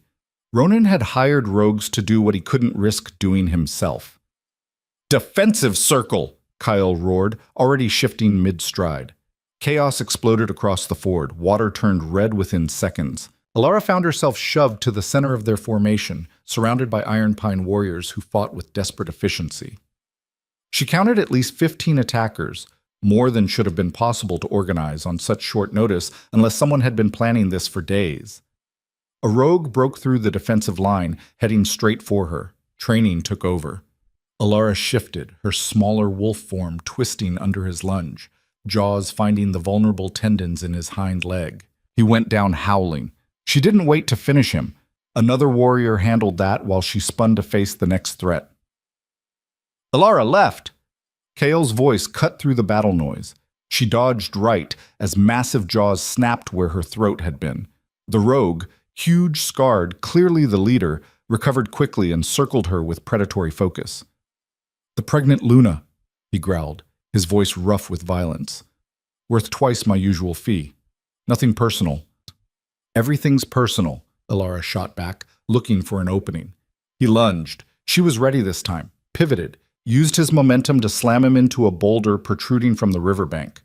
Heard ribs crack, but he was already recovering and she was tiring fast. Pregnancy had weakened her more than she'd admitted. Then Kael was there, a black avalanche of fury that crashed into the rogue leader with bone-breaking force. The fight was over in seconds. Kael's jaws locked around the rogue's throat, a warning squeeze that didn't kill but promised to. "Who hired you?" Kael demanded, shifting just enough to speak while maintaining his hold. The rogue laughed, blood bubbling from his lips. "Like I tell you, dead wolves don't collect payment." "Then you're useless." Kael's jaws tightened. "Wait!" Alara shifted back to human form, approaching cautiously. "Let him go." Kael's eyes flashed dangerously. "He tried to kill you. And failed. Because we're stronger than whoever hired him expected." She crouched beside the pinned rogue, meeting his eyes. "You failed your contract. Whoever hired you won't pay. Probably will kill you for failing. So you have two choices. Die here and now, or tell us who sent you and maybe walk away alive." The rogue's eyes narrowed. "You're bluffing." "Am I?" Alara's voice went cold. "I survived 3 weeks alone in the wilderness while pregnant. I stabbed a rogue through the jaw when he threatened my child. I invoked ancient law in front of the entire regional council and won. Do I seem like someone who bluffs?" Silence. Then, grudgingly, "Shadowfang. Blackwater's beta made contact 2 days ago. Promised triple rates to make you disappear. Didn't have to kill you, just make sure you didn't make it home." "And the others?" Kael asked, gesturing to the rogues littering the riverbank. Most were dead or dying. A few had fled when the battle turned, hired from different territories. Blackwater wanted it to look random. Tragic accident. Pregnant Luna killed by rogues during travel? Who could blame the Alpha for that? Alara felt ice in her veins. This wasn't just an attack, it was political theater. If she died here, Ronan could express sympathy while using her death to prove Ironpine was vulnerable, unstable, unable to protect its own Luna. Marcus emerged from the trees dragging an unconscious wolf. "Found this one trying to run. Shadowfang scout." He was coordinating the attack, feeding positions to the rogues. Kael's expression could have frozen fire. "So Ronan's directly involved." "Can't prove it," the rogue leader wheezed. "Scout's word against an Alpha's, and I'll be dead before sunrise, whether you kill me or not. Blackwater doesn't leave witnesses." "Then disappear," Alara said abruptly. "Take what strength you have left and run so far Shadowfang never finds you. Start over somewhere. No one knows your name." The rogue stared at her. "Why?" "Because I'm not going to become the kind of Luna who kills unnecessarily. You failed your contract. You're no threat to us now. Go." Kael released his grip slowly, clearly reluctant. The rogue staggered to his feet, ribs screaming, and limped toward the tree line. He paused once, looking back. "You're either the smartest Luna I've met or the stupidest," he said. "Can't figure which." "Time will tell," Alara replied. He disappeared into the forest. Kael turned to her, frustration and admiration warring in his expression. "You just let the main witness go." "We still have the scout, and more importantly," Alara gestured to their pack, wolves reforming after the battle. Everyone saw what happened. 15 rogues, coordinated attack, targeting me specifically. That's not random violence. That's assassination. And the council will have to acknowledge it. Understanding dawned across Kael's features. "You're building a case." "I'm building evidence. Ronan threatened me publicly. Now there's been an attempt on my life.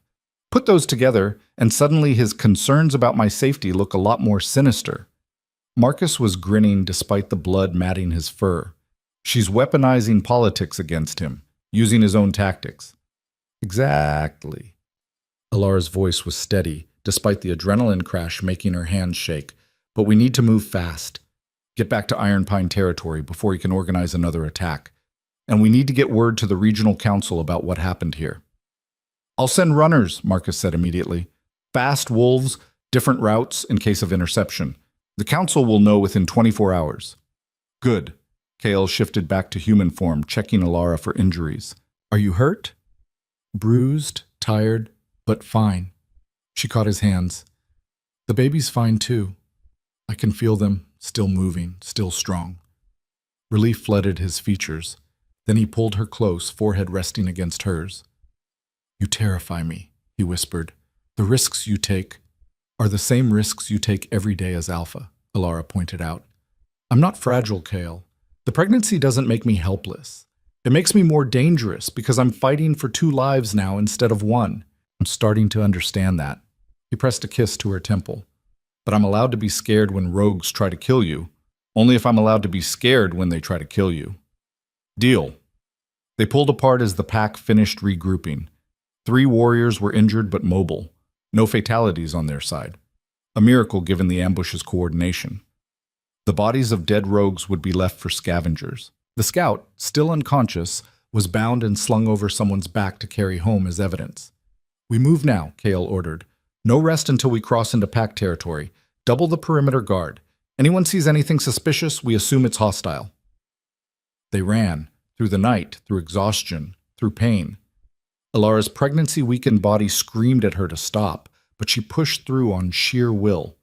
Kyle stayed close, ready to catch her if she faltered. She never did. Dawn broke as they crossed into Iron Pine territory. The moment they passed the border markers, something in the air changed. The land recognized them, or more accurately, recognized its Alpha and Luna returning together. Alara felt it like a pulse through the ground, a welcome that raised every hair on her body. We're home, Kale said quietly. Alara looked at the forest around them, territory she'd fled 5 weeks ago, invisible and desperate. Now she was returning visible, acknowledged, carrying an air and a truth that would reshape everything. Home, she repeated. The word felt different this time, not like a prison, like a possibility. The pack house came into view an hour later. Wolves lined the approach, the entire pack, it seemed, assembled to witness their return. Alara's stomach clenched. This was the moment. Walking back into the place she'd left, facing the wolves who'd ignored her, dismissed her, treated her like furniture. Kyle must have felt her hesitation. His hand found hers, steady and warm. Together, he reminded her. Together, she agreed. They walked forward side by side. The pack parted to let them through, creating a corridor to the main entrance. Alara kept her head high, meeting eyes instead of avoiding them. Some wolves looked ashamed, others curious. A few smiled, genuine warmth that shocked her. At the entrance stood what remained of the council, 5 wolves in formal robes, looking nervous and hopeful in equal measure. The eldest stepped forward, a grizzled warrior named Gareth, who'd served 3 alphas before Kyle. Luna Elara, he said formally. On behalf of the council and pack, I offer apology for our blindness. We allowed poison to take root in our midst. We failed to see you, protect you, or honor you as you deserved. If you'll permit us, we would like to begin making amends. Elara stared at him. An apology. Public, formal, witnessed by the entire pack. It was more than she'd expected, more than she'd dared hope for. I accept your apology, she said clearly, on the condition that it's followed by action, not just words. Things need to change here, starting now. We're ready, Gareth said. Tell us how. Alara had prepared for this moment during the long run home, had thought through exactly what she needed to say. First, I want my own council seat, not as Luna, as a full member with equal voting rights. Pack decisions affect me as much as anyone else. I deserve a voice in making them. Shocked murmurs rippled through the crowd. Luna's traditionally attended council meetings but didn't vote. She was asking to rewrite pack structure. Gareth glanced at Kyle, clearly looking for permission to object. Kale's voice rang out firm and clear. Granted, from this moment forward, Luna Ilara holds a full council seat with all accompanying authority and responsibility. Gareth swallowed hard. As you command, Alpha. Second, Ilara continued, gaining confidence, I want transparency. No more closed-door meetings about PAC business. Council sessions are open to any PAC member who wants to attend. Decisions affect everyone. Everyone gets to witness them being made. This time, the council members looked genuinely worried. Transparent government was radical, potentially dangerous, but also potentially transformative. Granted, Kael said again before they could object. Ilara turned to face the assembled pack. Third, and this is the most important, I want us to rebuild what pack means. For too long, Iron Pine has operated on fear, control, and political maneuvering. That ends today. We become a pack built on trust, respect, and the belief that every member has value. Low status or high, warrior or healer, everyone matters. Everyone is seen. She paused, letting her words sink in. I know what it feels like to be invisible, to believe you don't matter. I won't let anyone else in this pack feel that way. So here's my promise. I will see you, all of you, and I will fight to make sure this pack never again treats anyone as disposable. Silence fell across the assembly. Then, from the back, a young wolf stepped forward. Ilara recognized her vaguely. Someone from the kitchen staff, maybe. Low status, forgettable, invisible. Luna, the young wolf said, her voice shaking. I've been here 6 years. This is the first time a leader has looked me in the eye and spoken to me like I'm a person. Thank you. She bowed deeply, and then, one by one, others bowed too. Not the formal, required bow given to authority, but something deeper. Acknowledgement, respect, recognition. Ilara felt tears burning behind her eyes. She'd spent so long invisible that being seen, really seen, was almost overwhelming. Kael's hand squeezed hers. When she looked at him, his expression was soft with something that looked a lot like love. Welcome home, Luna, he said quietly, for her ears only. The pack's been waiting for you. I've been waiting for them too, she whispered back. Gareth cleared his throat. There's one more matter that requires immediate attention. He gestured, and 2 wolves dragged the captured Shadowfang scout forward. This wolf was coordinating the rogue attack. He's confessed to his role. The question is, what do we do with him? All eyes turned to Ilara.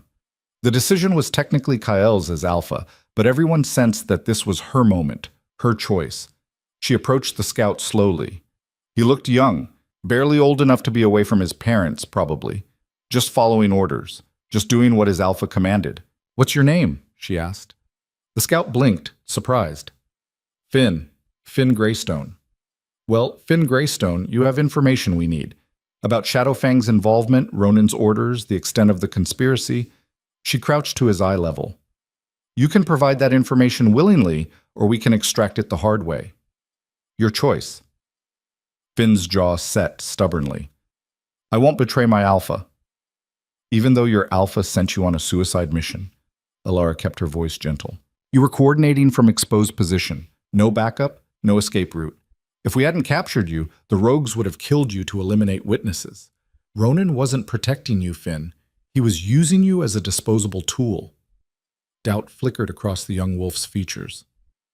Here's what I'm offering, Ilara said. Tell us everything. Testify to the regional council about Ronan's involvement. In exchange, I'll petition for asylum. You can stay here, join Iron Pine, start over somewhere you're valued instead of disposable. You'd let me join your pack? After I tried to help kill you? You were following orders from someone you trusted. That's not evil. That's loyalty misplaced. Ilara stood. I'd rather redirect that loyalty than destroy it.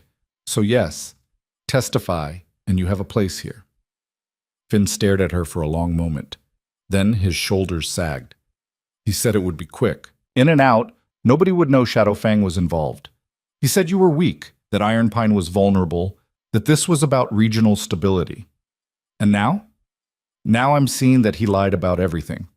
Finn's voice hardened. I'll testify. Tell the council everything. But I want your word, your sworn word as Luna, that I'll have protection. Ronan doesn't forgive betrayal. You have it, Ilara said immediately. My word, and my protection. Anyone who wants to hurt you goes through me first. Kael stepped forward, adding his voice to hers. And through me. You're under Iron Pine's protection now, Finn Greystone. Shadowfang wants you. They'll have to go through both of us. Relief and disbelief warred on Finn's features. Why? Why would you protect someone who tried to hurt you? Because that's what a real pack does, Alara said simply. We protect each other, even when it's hard, especially when it's hard. Marcus approached, a leather-bound journal in his hands. Alpha Luna, there's something you need to see. We found this among the items Varen had hidden. It's extensive. Kale took the journal and flipped it open. His expression darkened with each page. What is it? Alara asked.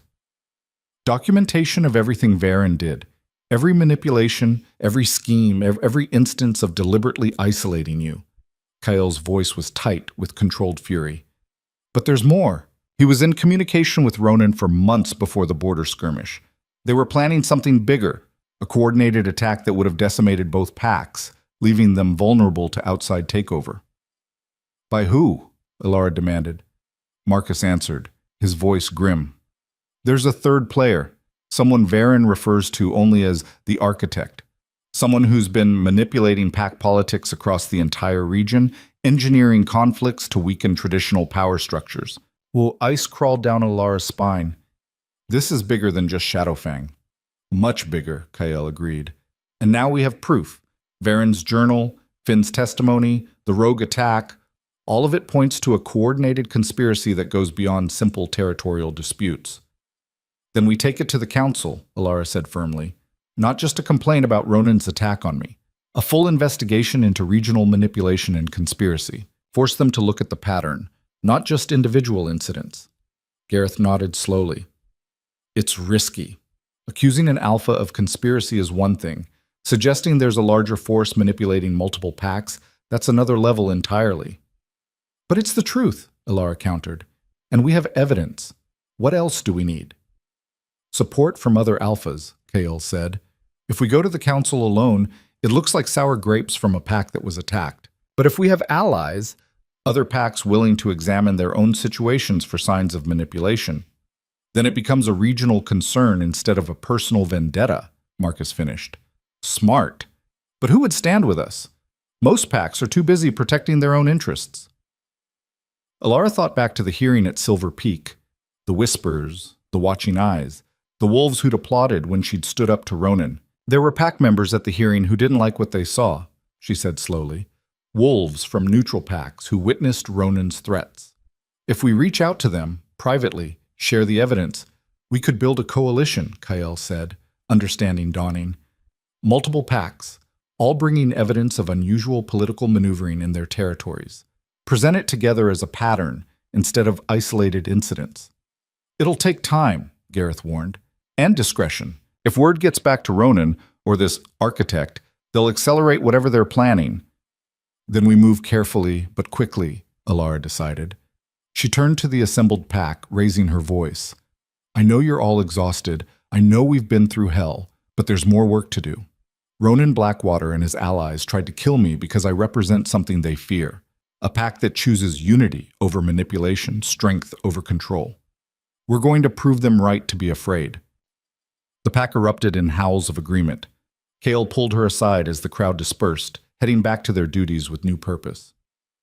You're natural at this, he said quietly. Leadership, strategy, knowing exactly what to say to inspire them. I learned from watching you, Alara admitted, and from everything I experienced being invisible. I know what wolves need because I needed it too, to be seen, valued, given purpose beyond just survival. We make a good team. We do. Alara's hand found her stomach again, the gesture becoming instinctive. And we're about to make it a trio. Kael's hand covered hers, both of them feeling the tiny life growing between them. They'll grow up in a better pack than we inherited. I'll make sure of it. We'll make sure of it, Alara corrected. Equal partners, remember? Equal partners, Kael agreed. Then, softer. I love you. I should have said it before, should have shown it from the beginning. But I'm saying it now. I love you, Alara. Not because fate chose you as my mate, because you're the strongest, bravest, most remarkable wolf I've ever met. Alara felt the words hit her chest like physical warmth. She'd never expected to hear them, never thought their bond would evolve beyond duty into something real. "I love you too," she whispered. "Against all odds, despite everything, I love you." They kissed there, in front of the pack house, visible to anyone who cared to look. Not a political kiss or a ceremonial one, just two wolves who'd found each other in the wreckage of manipulation and rebuilt something true. When they finally pulled apart, Marcus was waiting with barely concealed impatience. "Hate to interrupt," he said, not looking remotely apologetic, "but we've received word from the regional council. Helena Stormcrest wants to speak with you both, privately. She's coming here tomorrow."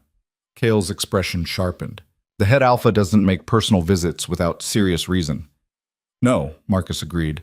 "She doesn't." Alara felt anticipation and nervousness warring in her chest. Helena had been cryptic at Silver Peak. Warnings about courage and strategy, about being smarter than enemies. Now she was coming here, to Iron Pine territory, either to offer alliance or to deliver a warning they couldn't ignore. "Then we'll be ready," Alara said firmly. "Whatever she brings, support or threat, we'll face it together." The word had become their anchor. Together. Not Alpha and Luna performing roles, not obligation and duty, but genuine partnership forged in wilderness, tempered in fire, and strong enough to face whatever came next. As the sun set over Iron Pine Ridge, painting the sky in shades of orange and gold, Alara stood beside Kyle on the packhouse balcony and looked out over the territory that had once felt like a prison. It looked different now. Still challenging, still complicated, still full of wolves who would need time to truly accept the changes she represented. But also full of possibility. Full of wolves who'd bowed not because they had to, but because they wanted to. Full of hope that maybe, just maybe, they could build something better than what came before. Behind them, the packhouse buzzed with activity. Preparations for Helena's visit. Analysis of Varen's journal. Quiet conversations between wolves who were slowly learning to trust again. And in the center of it all, visible and present and finally seen. Luna Alara Vance, who had walked into the wilderness alone and returned with the strength to reshape a pack. Tomorrow would bring new challenges. Helena's visit, the conspiracy investigation, Ronan's inevitable retaliation. But tonight, standing beside her mate with their child growing safe inside her, Alara allowed herself a moment of peace. She had survived. She had fought back. And she was just getting started. Helena Stormcrest arrived at dawn. She came alone. No escort, no ceremony, just an ancient wolf walking through the forest like she owned every tree. Which, in a sense, she did. As head of the regional council, her authority stretched across 6 territories and 3 mountain ranges. Most alphas spent their entire lives hoping for her approval. Alara watched from the balcony as Helena approached the packhouse. Even from a distance, the elder alpha radiated power, not the aggressive dominance Ronan wielded like a weapon, but something quieter, deeper, the kind of strength that didn't need to prove itself. "She's here," Alara said quietly. Kael emerged from their chambers now, not separate rooms, and joined her at the railing. "Ready?" "No." Alara's hand moved to her stomach, a gesture that had become reflexive. "But I don't think that matters." They descended together to meet their guest. Helena stood in the main hall, examining the rebuilt council table with the interest of someone who'd seen 6 generations of pack politics. When Alara and Kael entered, she didn't bow or offer formal greeting, just studied them with eyes that had witnessed too much to be surprised by anything. "You've redecorated," Helena observed. "The table's different, circular now instead of hierarchical." "Everyone sits equal," Kael explained. "No head position, no power seat, just wolves making decisions together." "Radical." Helena's expression gave nothing away. "Also smart if you can make it work. Most packs would tear themselves apart trying." "Most packs haven't been torn apart and rebuilt from scratch," Alara said. Helena's lips twitched, almost a smile. "Fair point." She moved to the table and ran her fingers along the smooth wood. "I came because I'm curious, and because I need to know if what I saw at Silver Peak was real or performance." "What did you see?" Kael asked. "A Luna who invoked ancient law without flinching. An alpha who stepped back and let her lead instead of talking over her. A mated pair who looked at each other like partners instead of political convenience. Helena's gaze sharpened. So, which is it? Real partnership or clever theater? Alara met her eyes steadily. Ask me something only real partnership could answer. Helena considered. Then, tell me about the wilderness, not the survival parts everyone already knows, the parts between. When it was just the two of you, no pack watching, no politics. What happened there?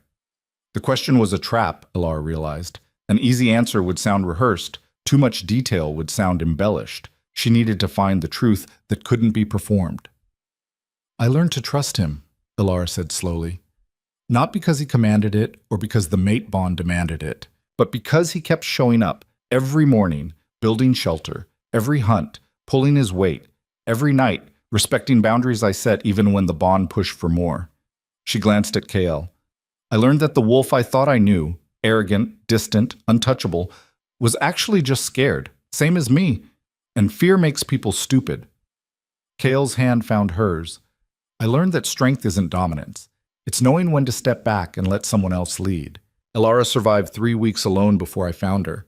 She didn't need me to rescue her. She needed me to stop being an obstacle and start being support. Helena watched their joined hands. You touch each other differently than before. At the hearing, it was careful, staged. Now it's, she searched for the word, automatic, like breathing. Because it is, Alara said simply. Silence stretched. Then Helena pulled out a chair and sat. I'm going to tell you something that doesn't leave this room, she said. 40 years ago, I was Luna of Riverbend Pack. My mate was a good alpha, strong, fair, loved by the pack, but he didn't love me. Our mating was arranged just like yours. For 15 years, I was invisible. Then one day, I walked away. Alara's breath caught. You left? Walked into the wilderness and didn't look back. Spent 2 years alone learning who I was without pack politics defining me. Helena's expression turned distant with memory. When I finally returned, I wasn't the same wolf, and I made it clear. Either I was a full partner with equal authority, or I left permanently. What did he choose? Kyle asked. Partnership. It was hard, brutal even. The pack nearly split over it, but we rebuilt something stronger than what existed before.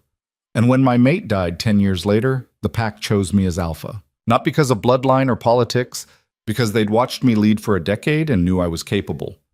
She looked at Alara with sudden intensity. I see myself in you. That same fire. That same refusal to stay invisible. So I'm here to offer you what no one offered me. Alliance. Real alliance, not political posturing. What kind of alliance? Kael asked carefully. The kind that reshapes regional politics. Helena pulled a document from her coat. I've been investigating patterns across the territories. Pack conflicts that seem random but follow predictable sequences. Alphas making decisions that weaken their positions without understanding why. It took me months to see the connections, but once I did, she spread the document across the table. It was a map of the entire region, marked with dates, incidents, movements.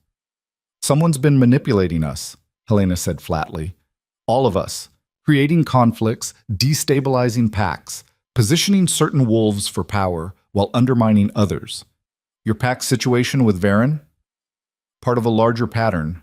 Shadowfang's aggression? Orchestrated. The border disputes that have erupted across 3 territories in the past year? All connected. Alara studied the map, her mind racing. The architect. Varen mentioned someone called the architect in his journal. I know. I've seen the journal. Marcus sent me copies yesterday. Helena's finger traced a line connecting multiple incidents. The architect isn't just one wolf, it's a network. Advisors, council members, even some alphas, all working toward the same goal. Which is? Kael demanded. Destabilization. Break down traditional pack structures, create chaos, then step in with a solution that centralizes power under their control. Helena's voice was grim. They're building toward something. A regional takeover that would put all packs under single authority, their authority. That's insane, Alara said. The packs would never agree to that. They would if they were desperate enough.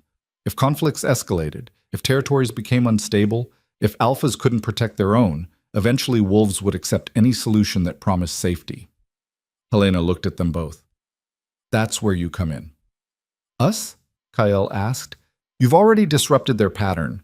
Elara's survival, the law of succession, the public exposure of manipulation, none of that was supposed to happen. You were supposed to fracture, maybe even fall to Shadowfang. Instead, you're stronger, and that's terrifying to them. Elara felt pieces clicking together. That's why Ronan tried to have me killed. Not just political rivalry. I'm a threat to the whole operation. Exactly. A Luna who walked away and came back stronger? Who rebuilt a pack on partnership instead of dominance? Who publicly challenged an alpha and won? Helena smiled grimly. You're a living example that their model doesn't work, and examples spread. So what do? Kyle asked. We build a coalition. Not just Ironpine. Multiple packs working together, sharing information, exposing the network before they can complete whatever they're planning. Helena pulled out more documents.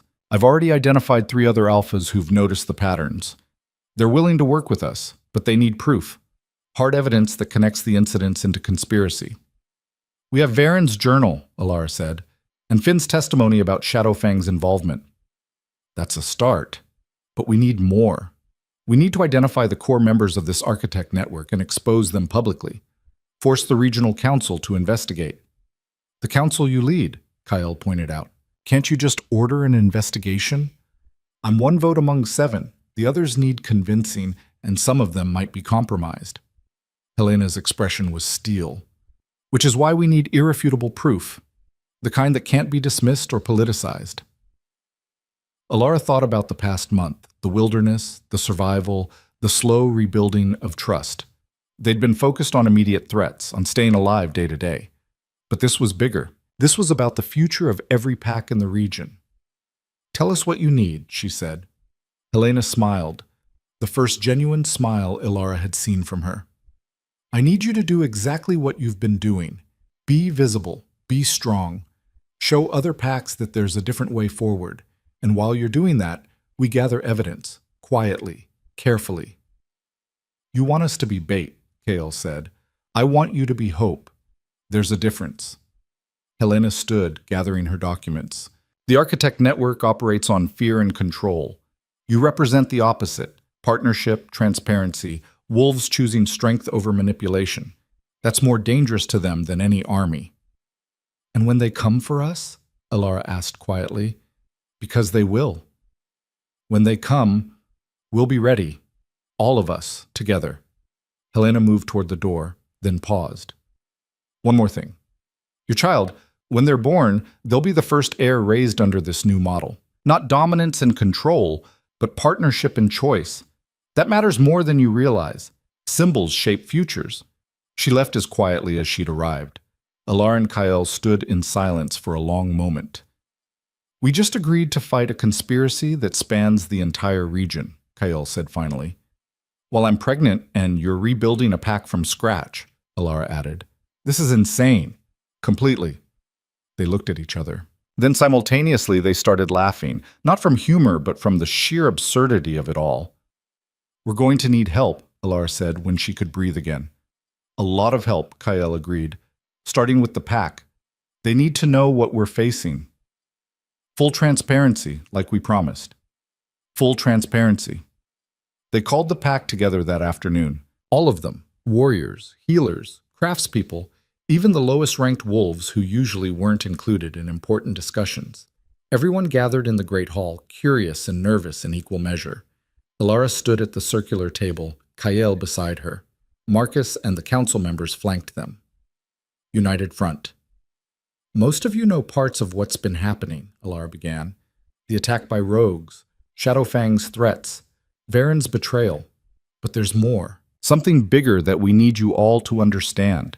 She explained everything Helena had revealed.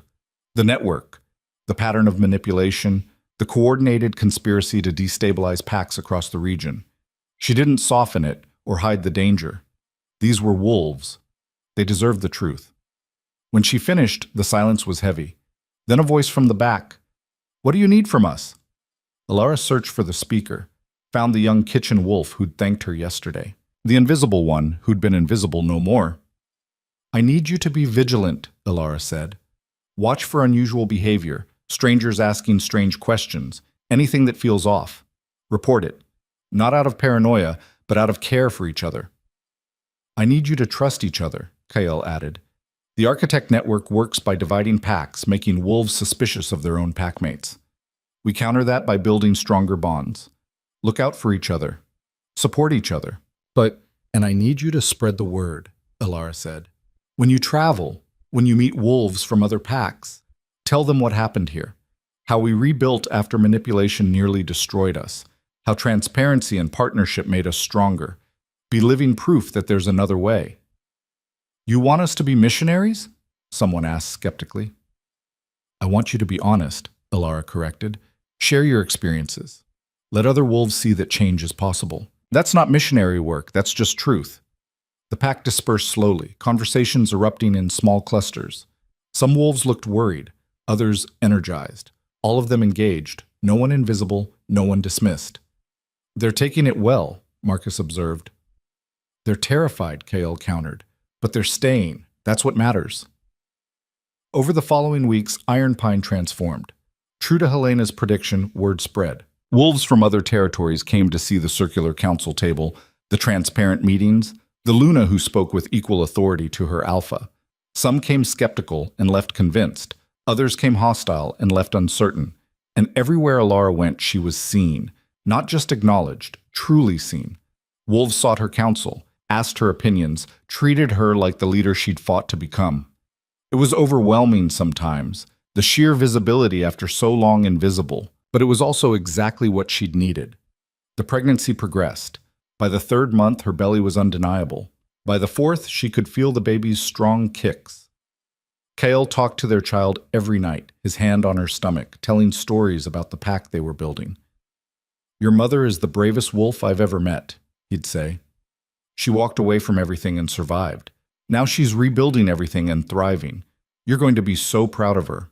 Stop, Elara would protest, embarrassed. They can hear you, you know. I know. That's why I'm telling them. Evidence accumulated. Helena's coalition grew, 6 packs now, all sharing information, all noticing the same patterns. Finn provided detailed testimony about Shadow Fang's operations. The journal yielded names, dates, connections. Slowly, the network took shape. And then, in the 5th month of Elara's pregnancy, everything came to a head. A messenger arrived from the regional council. Emergency session called, all alphas required to attend. Topic: formal charges against Ronan Blackwater for conspiracy, attempted murder, and treason against regional stability. This is it, Helena told them over communication crystal. We present everything. All the evidence, all the testimony, all the patterns. If we win, we break the network's back. If we lose, we won't lose, Elara said firmly. The hearing was set for Silver Peak, same location as before, but this time with full ceremony. Every alpha in the region would attend. Every pack would send witnesses. It would be the largest council gathering in decades. And Elara would be 6 months pregnant, visible, vulnerable, and absolutely refusing to hide. You don't have to come, Kael said the night before they were set to leave. You're pregnant, the journey's dangerous. No one would blame you for staying safe. I'm coming, Elara said flatly. This started with me being invisible. It ends with me being seen. Elara, Kael. She took his hands. I know you're scared. I'm scared too, but we've come this far together. I'm not stopping now. He pulled her close, careful of her swollen belly. If anything happens to you, it won't. But if it does, then you keep fighting. For the pack, for our child, for everything we've built. She kissed him softly. But it won't come to that. We're going to win this, together. The journey to Silver Peak was tense but uneventful. Helena's coalition traveled together. 6 packs moving as one, a show of unity that made other territories nervous. Elara rode at the center of Iron Pine's formation, protected but visible, refusing to hide. They arrived to find Silver Peak transformed. The clearing had been expanded to accommodate the massive gathering. Standing stones marked territory boundaries. A raised platform served as the council's seat, 7 chairs for 7 regional alphas, with Helena's in the center. Shadowfang was already there, of course. Ronan stood with his pack, radiating confident menace. But Alara noticed something: fewer wolves than before. His coalition had shrunk. Some packs had quietly distanced themselves as evidence mounted. The hearing began at noon. Helena called the session to order, her voice carrying across the massive crowd. We gather to address charges against Alpha Ronan Blackwater of Shadowfang Pack. The charges: conspiracy to destabilize regional pack structures, attempted murder of Luna Elora Vance, and treason against council authority. How do you plead, Alpha Ronan? Ronan's smile was all teeth. Not guilty on all counts. These charges are fabrication, political revenge from a pack too weak to accept legitimate competition. Then we'll review the evidence, Helena said calmly. She gestured to Marcus, who began presenting their case. Varen's journal. Finn's testimony. The pattern of manipulated conflicts across 6 territories. Communications between Ronan and known conspirators. The coordinated rogue attack. Financial records showing payment to mercenaries. It was damning, comprehensive, irrefutable. Ronan's confident smile began to crack. This proves nothing, he snarled when Marcus finished. Journals can be forged, witnesses coerced, patterns interpreted to fit any narrative. Then explain the money, Helena said coldly. Your pack's financial records show payments to rogues 3 days before the attack on Luna Elara. Payments that coincidentally match the amounts those rogues were promised. Pack funds are used for many purposes, including assassination attempts. Elara's voice cut through his excuse like a blade. She stood, difficult at 6 months pregnant, but she managed and faced him directly. You threatened me at the last hearing, said accidents happen to pregnant wolves. 3 days later, rogues attacked. You're not even trying to hide your involvement anymore. You have no proof I gave those orders. I have Finn's testimony. I have the journal. I have the financial records. Elara's voice was steel. But more than that, I have this. You're terrified. Not of me specifically, of what I represent. A Luna who refused to stay invisible. A pack rebuilt on transparency instead of manipulation. A model that threatens everything your network has been building. My network? Ronan laughed, but it sounded forced. You're delusional. Am I? Elara pulled out the final piece of evidence, a document Helena had been holding back. This is a communication from you to someone identified only as the architect, dated 2 weeks before Varen's betrayal was discovered. You're discussing accelerating the Iron Pine situation and removing obstacles to consolidation. Want to explain what that means? The clearing went silent. Ronan's face turned dark with rage. Where did you get that? From your own beta, Helena said quietly. Who came to me 3 days ago, sick of the bloodshed, ready to testify. He's been cooperating fully. Ronan spun, searching the crowd. Found his beta standing among Helena's coalition, expression resolute. Betrayal and fury warred across Ronan's features. You traitor! You called me a traitor? The beta stepped forward. You manipulated our entire pack. Used us for your conspiracy without telling anyone what we were really fighting for. I swore to serve Shadowfang Pack, not your personal ambitions. The other council alphas were conferring quietly. Helena let them, giving the moment room to breathe. Finally, one of the alphas stood, an older wolf named Garrett Ironwood. I've reviewed the evidence. It's comprehensive and damning. I vote guilty on all charges. Seconded, another alpha said immediately. One by one, the council voted. 5 guilty verdicts out of 7. Only 2 abstained, and even they wouldn't defend Ronan. Helena stood. Alpha Ronan Blackwater, you are found guilty of conspiracy, attempted murder, and treason. The penalties: immediate removal from Alpha position, permanent exile from Shadowfang territory, and prohibition from holding any leadership position in any pack within this region. Your beta will assume temporary leadership until Shadowfang can hold proper succession trials. You can't do this, Ronan roared. I have allies, supporters. This isn't over. It is over, Elara said quietly, but her voice carried. Your network is exposed. Your allies are abandoning you. And the model you tried to destroy? It's spreading. Other packs are watching what happened here. They're seeing that transparency wins, that partnership works, That manipulation can be defeated. She placed her hand on her belly, feeling her child move. My son or daughter will grow up in a region where what happened to me can't happen to anyone else, where wolves are valued, not controlled, where strength means supporting each other, not dominating each other. The crowd erupted in howls of approval. Not just Iron Pine, wolves from multiple packs, all recognizing truth when they heard it. Ronan stood alone, his power stripped, his conspiracy shattered. Guards moved to escort him from the clearing. As he passed Alara, he leaned close. "You think you've won," he whispered viciously. "But the architect is bigger than me, bigger than all of us. This isn't over." "No," Alara agreed softly. "But your part in it is." They took him away. Helena addressed the assembled packs as order gradually returned. "What we witnessed here today was an attempt to destabilize everything we've built. But it failed. It failed because wolves like Luna Alara refused to stay silent, because packs like Iron Pine chose transparency over secrecy, because when we work together, we're stronger than any conspiracy." She paused, letting her words sink in. "Moving forward, I'm proposing reforms. All packs will open their council meetings to pack members. All major decisions will be made transparently, and we'll establish a regional oversight committee to watch for the kind of manipulation we just defeated. It won't be easy. Change never is, but it's necessary." The assembled alphas looked uncertain, but thoughtful. Seeds planted. Not everyone would embrace change immediately, but some would. And that was enough. As the formal session concluded, wolves from multiple packs approached Alara, asking questions, sharing their own stories of feeling invisible, thanking her for speaking truth.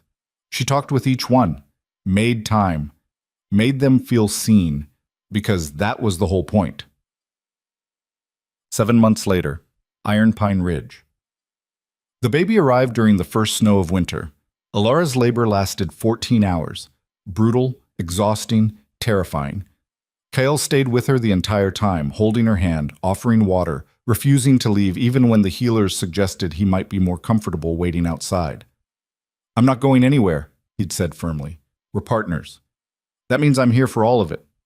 At dawn, their son was born, perfect, healthy, screaming with impressive lung capacity.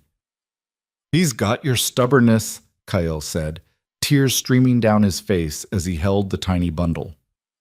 "And your volume," Alara countered, exhausted but radiant. "What are we calling him?" They discussed names for months without agreeing. Too traditional felt wrong, too modern felt presumptuous. They needed something that meant something. Kael looked down at their son, this tiny life they'd created against all odds, through wilderness and conspiracy and transformation. "Marcus," he said suddenly, "after the beta who stood by us, who believed when others didn't." Alara felt tears burning. Marcus had been one of the first to truly see her, to treat her like she mattered.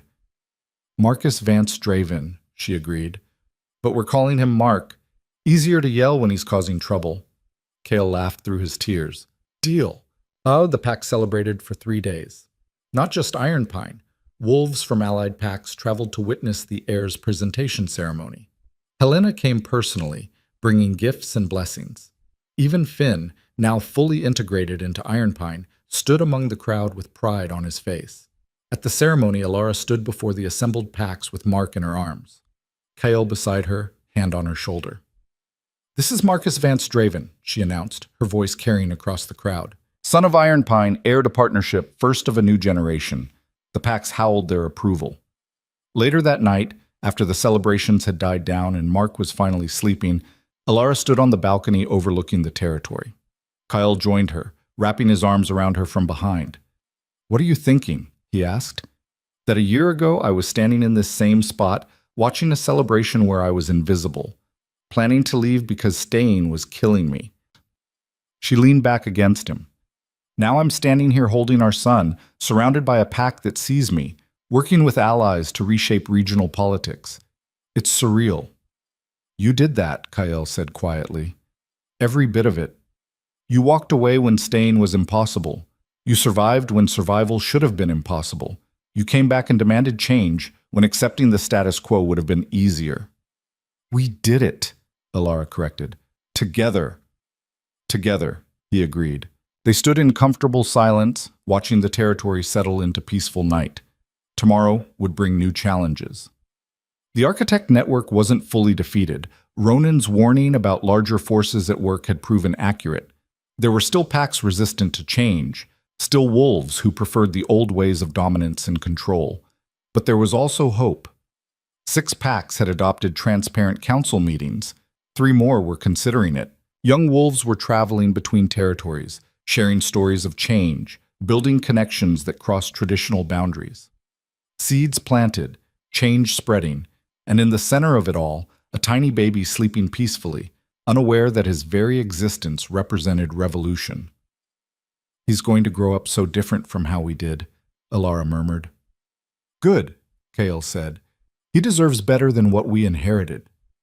"He'll have better. We'll make sure of it." Inside the pack house, Marcus and the council were already planning next steps, identifying remaining conspiracy elements, building stronger alliances, preparing for whatever came next. But here, on this balcony, holding her mate and thinking about their sleeping son, Alara allowed herself to just be.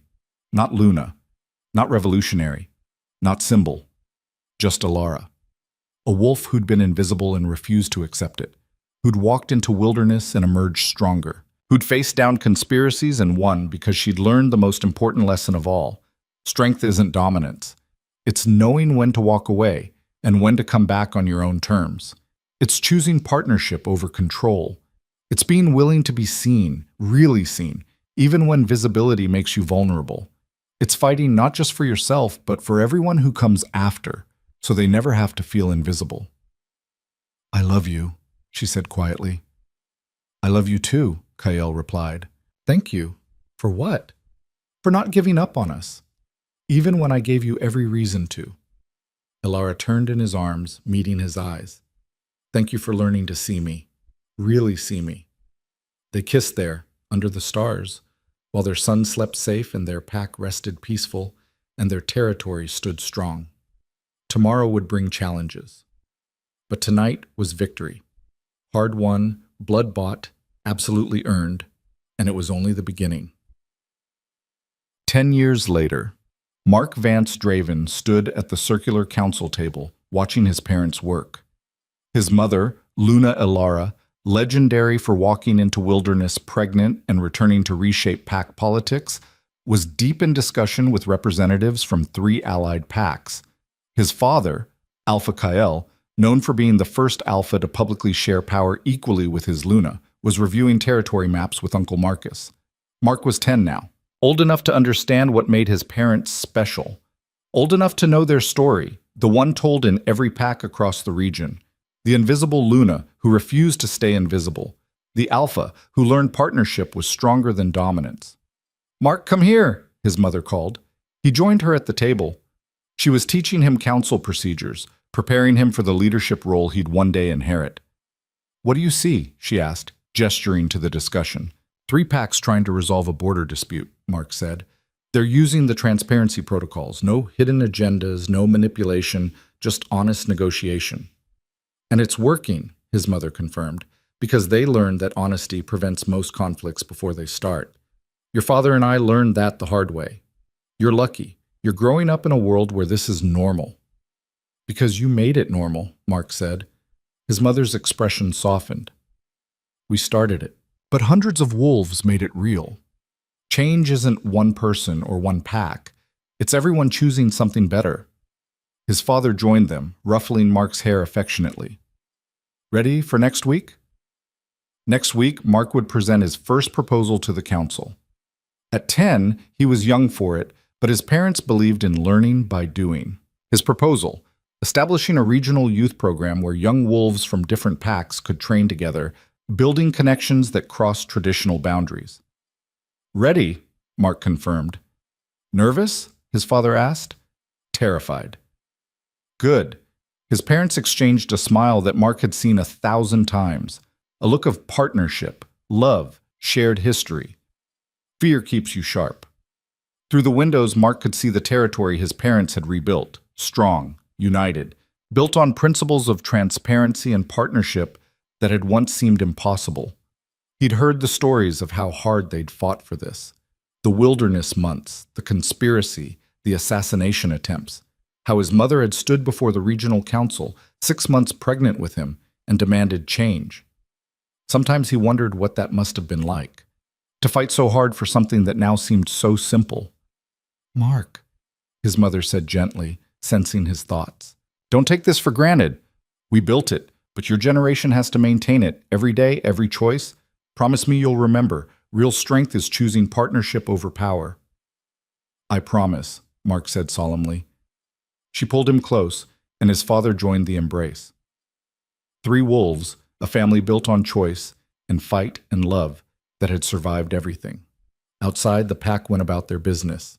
Visible, valued, seen. Inside, at the circular council table, the next generation prepared to carry forward the legacy 2 wolves had forged in wilderness and tempered in fire. A legacy that proved some bonds are worth breaking before they can be remade.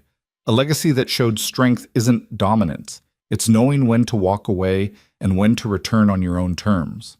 A legacy that whispered to anyone feeling invisible, "You are seen, you matter, you can change everything. One wolf at a time, one choice at a time."